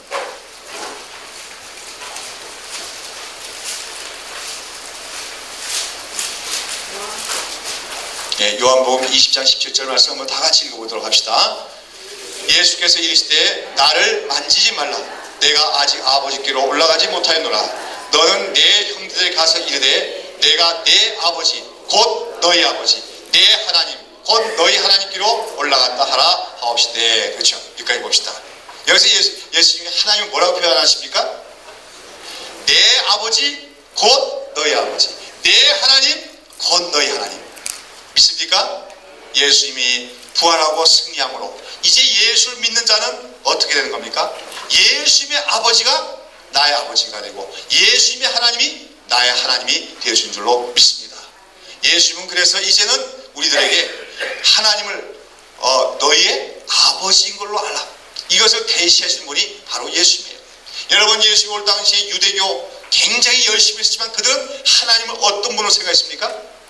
위대하신 하나님, 거룩하신 하나님, 그러나 좀 두렵고 그렇죠? 무서운 하나님을 생각했습니다. 그러나 이제 예수님은 우리에게 오셔서 그 하나님이 어떤 하나님이다? 내 아버지 동시에 너의 아버지다. 내 하나님 동시에 너의 하나님이라고 우리에게 말씀하고 계신 것입니다. 예수님은 늘 하나님을 향하여 기도할 때마다 어떻게 부르셨어요? 전능하신 하나님, 이 기도 안 하고 뭐예요? 아버지여. 그 아버지 안에 어떤 게 담겨 있는 겁니까? 신뢰하는 마음이 있는 거예요. 신뢰하는 마음. 알겠습니까? 아버지여 할 때 뭡니까? 아버지는 나를 사랑하십니다. 아버지는 내가 의지하실 분입니다. 아버지는 나의 마음을 다 아십니다. 이런 뜻으로 예수님은 하나님께 기도할 때 뭡니까? 아버지여 하신 거예요. 그 예수님께서 이제 우리 성도들에게도 뭐라고 하는 겁니까? 너희도 하나님 부를 때 어떻게 부르라고? 아버지라. 내 아버지라고 부르라고 말씀하고 계십니까? 어떤 하나님이요? 예수를 죽은 자 가운데서 살리신 하나님, 이스라엘 구원하신 하나님, 그렇죠? 사드락 메삭 아벤누고를 그 풀목 가운데 구원하신 그 하나님이 바로 너희의 아버지가 되는 것을 기억하라고 주님 오늘도 우리에게 말씀하고 계십니다. 누가복음 우리가 잘 아는 말씀에 11장 9절부터 11, 13절 보면 예수님이 말씀하시죠. 구하라 주실 것이요, 찾으라 찾을 것이요. 그렇죠? 그렇게 말씀하시면서 어떤 아들이 생선을 달라가는데 누가 뱀을 주며 알을 달라하며 전갈 줄 아비가 어디 있겠냐. 세상에 악한 아비일지라도 자식에게 어떤 걸 줄 줄 알거든? 좋은 것을 줄 줄 아는. 그 다음에 뭐랍니까? 하물며 하늘에 계신 천부께서 너희 사랑하는 자들에게 성령을 주시지 않겠냐, 좋은 것을 주시지 않겠냐 하는 거예요. 여러분, 아버지들이 좋아요, 나빠요? 근데 요즘에 세상이 하도 이상해져 갖고 좋은 아버지가 잘 안 보여요. 여기 보니까 다 좋은 아버지 같으신데, 여러분, 아버지는 참 자식을 사랑하잖아요. 나쁜 아버지도 있지만. 그런데 나쁜 아버지라도 또 자식에게는 뭘 줄 줄 압니까? 좋은 걸 주죠. 예수님 말씀하신 거예요. 그러나 이 세상에 있는 그 어떤 아버지하고도 비교할 수 없는 아버지가 누구냐? 바로 너희 하나님이다. 그 하나님께 구하고 또 찾을 때 반드시 주실 줄로 믿으라고 예수님이 말씀하고 계십니다. 여러분, 오늘 우리가 하나님을 알아가되 하나님은 전능하신 분이다. 그러나 동시에 그 하나님이 우리의 뭐가 된다? 아버지가 되신다는 사실을 기억해야 합니다. 어떤 아버지입니까? 특별히 예수님께서 우리에게 소개해 주신 아버지의 개념의 극치가 뭐냐면 바로 돌아온 탕자에 비유 나오는 아버지입니다. 거기 보시죠. 그 작은 아들이 있는데 아버지로부터 뭐 했어요? 유산을 달라고. 못된 놈이에요. 유산이라고 하는 것은 언제 받는 겁니까? 아버지가 죽어야 얻을 수 있는 게 유산인데, 아버지 내 복 유산 달라고 하는 말은 무슨 말이나 말씀다는 없어요. 아버지 빨리 죽으세요, 그 말은 다른 거 아니에요? 아버지 나 필요 없어요. 나에게 필요한 건 뭐예요? 돈입니다. 이것이 오늘 인생의 문제가 아닙니까? 사람들이 나는 하나님이 꼭 필요합니다. 그럽니까? 나에게 뭐가 더 필요합니까? 물질이 더 필요합니다. 그거 아니에요? 우리가 돌아온 탕자예요.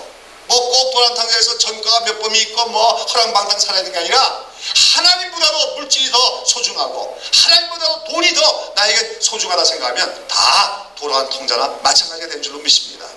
그런데요, 그 아버지가 그 아들에게 그 돈을 줘요, 안 줘요? 가져가라. 다 하세요. 이 녀석은 한번 고생해 봐야 된다 그러죠. 줬어요. 애들이 그걸 갖고 신나게 나가서 쓰고 먹고 향락을 즐기다가 결국 어떻게 됩니까? 다 쓰고 거지가 되고 말았지, 그것이요? 그래갖고 돼지 음악에서 돼지 치면서 돼지들 먹는 쥐염 열매 그거 얻어먹고 살았는데 그것마저도 주는 사람이 없어갖고 배를 쫄쫄 굴게 됐어요. 여러분, 이것이 바로 오늘 이 세상을 살아가는 인생의 모습이다 그겁니다. 아시겠습니까? 오늘 하나님을 믿지 않는 사람들은 다 하나님보다는 내가 중요한 게 뭡니까? 세상의 물질이고 세상에 있는 돈이 더 중요한 겁니다. 오늘 인간은 그걸 추구하고 살고 있어요. 그러나 때때로는 주어질 때가 있습니까? 있단 말이에요. 예? 유산을 받은 것처럼 돈도 생기고 물질도 생겨요. 그러나 그것을 갖고 살아간 결과 나중에 남는 것은 비참한 신세밖에 없다는 겁니다. 자, 그런데 돼지막을 치던 그 아들이 거기서 정신이 차려지죠? 자기를 찾았다 그랬어요. 내가 누군가 깨달았어요. 내게는 누가 있다? 아버지가 있다는 것을 깨달았어요. 아버지께 돌아가자. 아버지께는 큰 집이 있고, 그렇죠? 종들도 많은데 나는 나 아버지께 너무나 큰 죄를 지었으니 차마 아버지를 아버지라 볼 수는 없고, 나를 뭘로 써달라고?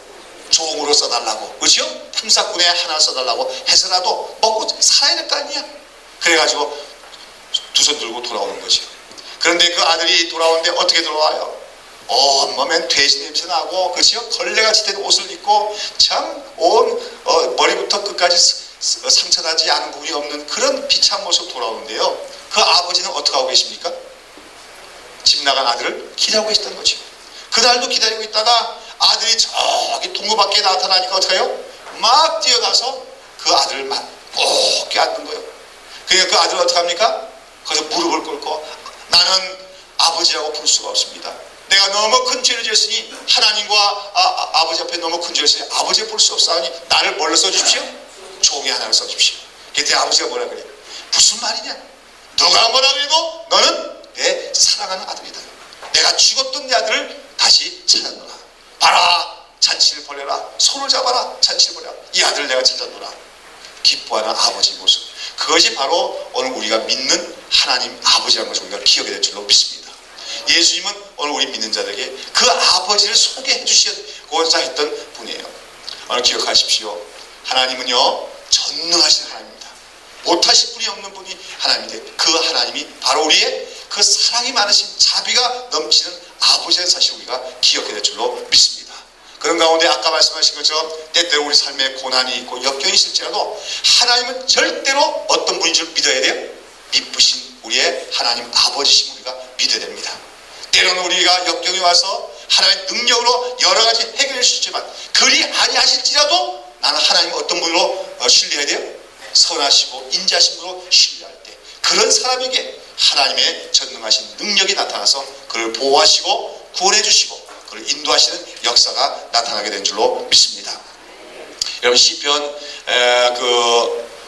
103편 14절 보면 하나님께서는 어떻게 하냐면 아비가 자식을 불쌍히 여긴 같이 여호와께서 자기를 경외하는 자를 불쌍히 여기시나니 이는 저가 우리 체질하시며 우리가 진토임을 기억하심이라고 했어요. 하나님은 아비가 자식을 불쌍히 여기는 마음으로 우리를 바라보고 계십니다. 사랑하는 여러분, 이제 우리 마지막으로 전능하신 하나님께서 우리에게 하시는 약속을 관찰해 보십니다. 하겠습니다. 여기 다 찾아보셨죠? 거기 보면 하나님이 우리를 얼마나 사랑하시나. 하나님의 한마디로 우리를 말합니다. 내가 너를 구속하여 불렀나니 너는 내 것이라고 말씀하고 계십니다. 그래서 두려워 말라. 내가 너와 함께함이라고 약속하고 계십니다. 그래서 하나님은 오늘도 말씀하시기를 사랑하는 자여 네 영혼이 잘된 같이 네가 범사에 잘되고 강건하기를 하는 것이 우리 하나님 아버지의 마음이라고 하는 것이죠. 사랑하는 여러분, 오늘도 우리는 하나님을 믿습니다. 전능하사 천지를 만드신 하나님 아버지를 내가 믿사오며 이 고백할 때마다 우리 하나님의 그 무한하신 능력, 그렇죠? 얼마든지 모든 일을 해결할 수 있는 하나님, 우리 인간으로는 도무지 불가능한 것도 하나님만 도와주시면 얼마든지 하실 수 있는 그 하나님이 바로 우리의 어떤 아버지 분이다? 우리의 사랑하시는 아버지다. 우리를 지극히 사랑하시고 때때로 우리가 허물과 있고 잘못이죠 용서해 주시고 우리가 그분을 정말 신뢰하기만 하면 얼마든지 은혜와 자비를 베푸시고 그 전능하신 능력으로 우리를 도우시는 하나님이 우리의 하나님이라는 사실을 날이 갈수록 더 깊이 깨달아가는 역사가 여러분의 있기를 바랍니다.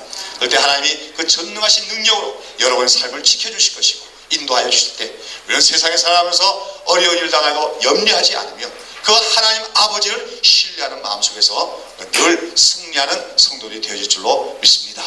우리 하나님을 아버지를 찬양하고 그 아버지의 사랑 안에서 거하시는 성도 되시기를 예수님의 이름으로 축원합니다.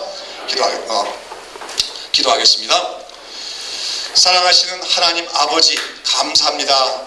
오늘 우리 엠마오 제자 성경부 1과 성경부 공부하면서 우리 하나님은 전능하신 하나님, 정말 말씀으로 모든 것을 창조하신 하나님, 정말 인간으로는 불가능한 것을 모든 것을 행하시는 위대하고 참 전능하신 하나님이시지만 그러나 그 하나님이 오늘 우리를 사랑하시고 우리를 긍휼히 여기시는 아버지가 되심을 우리가 배웠나이다. 오늘도 우리가 구약 역사 속에서 또는 말씀의 역사 속에서 참으로 그 하나님의 전능하신 능력을 체험했던 하나님의 백성들의 이야기를 살펴보았사오니 아버지 그들이 가졌던 그 믿음을 우리에게 허락하여 주시옵소서. 아브라함과 사라가 한동안은 하나님 믿지 않았지만 그 믿음이 자라감으로 하나님의 믿으심을 알므로 잉태하는 능력을 가졌던 것처럼 우리가 우리의 약속하시는 하나님 그 약속의 말씀을 믿고 의지하며 하나님 믿으신 줄로 알며 때로 우리의 삶에 여러 가지 고난이 있을지라도 하나님의 선하심과 인자심을 의심하지 않으며 우리를 긍휼히 여기시는 아버지를 신뢰하는 가운데 오늘 우리의 삶에 전능하신 하나님의 능력이 늘 함께 하심으로 아무 염려 없이 살아가며 더 나아가선 하나님이 우리에게 맡기시는 위대한 일들에 쓰임받는 하나님의 종들이 다 될 수 있도록 축복하여 주시옵소서. 예수의 이름으로 기도하옵나이다. 아멘. 우리 성경 찬송 한 장 하시고 우리 447장 찬송하겠습니다. 아버지여 늘 함께 계시니 두려움없네 그 사랑 편찮고 날 지키시며 어제나 오늘이 한결같네 아비를 베푸시며 이별할 것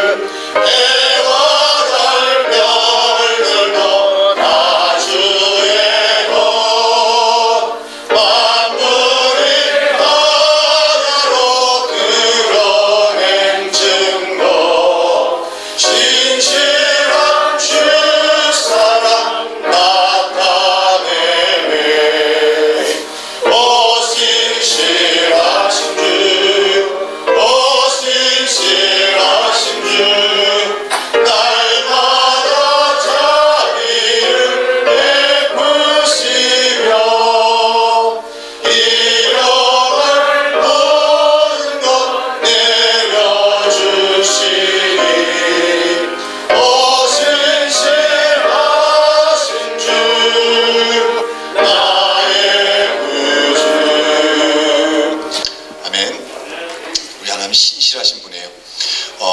오늘 가셔서 식기 전에 그렇죠? 하실 것이 있죠? 뭐죠? 해설지 제가 나눠드린 거 오늘 가자마자 한번 읽으시고 주무세요. 그럼 꿈속에 막 하나님의 전능하심과 신실하심이 막 묵상이 되실 겁니다. 제가 약속드릴게요. 여러분 오늘 2시간 동안이나 또 예습하고 오셨고 간절한 마음을 말씀드리셨어요. 그걸 가셔서 오늘 나는 해설지를 읽고 주무시면요 꿈속에서 하나님을 여러분이 볼 수가 있게 됩니다. 그게 우리 안에 꿈속에서도 그 역사가 나야 우리 신앙이 아주 더 크게 성장할 수 있죠. 다 같이 한번 주님 가신 기도로 마치도록 하겠습니다. 하늘에 계신 우리 아버지여, 이름이 그렇게 여김을 받으시오며 나라의 마음이시며 뜻이 하늘에서 이룬같이 이 땅에서도 이루어지이다. 오늘날 우리에게 일용할 양식을 주옵시고 우리가 우리에게 죄 지은 자를 사하여 준 것 같이 우리의 죄를 사하여 주옵시고 우리를 시험에 들게 하지 마옵시고 다만 악에서 구하옵소서. 대개 나라와 권세와 영광이 아버지께 영원히 있사옵나이다. 아멘. 김 목사님.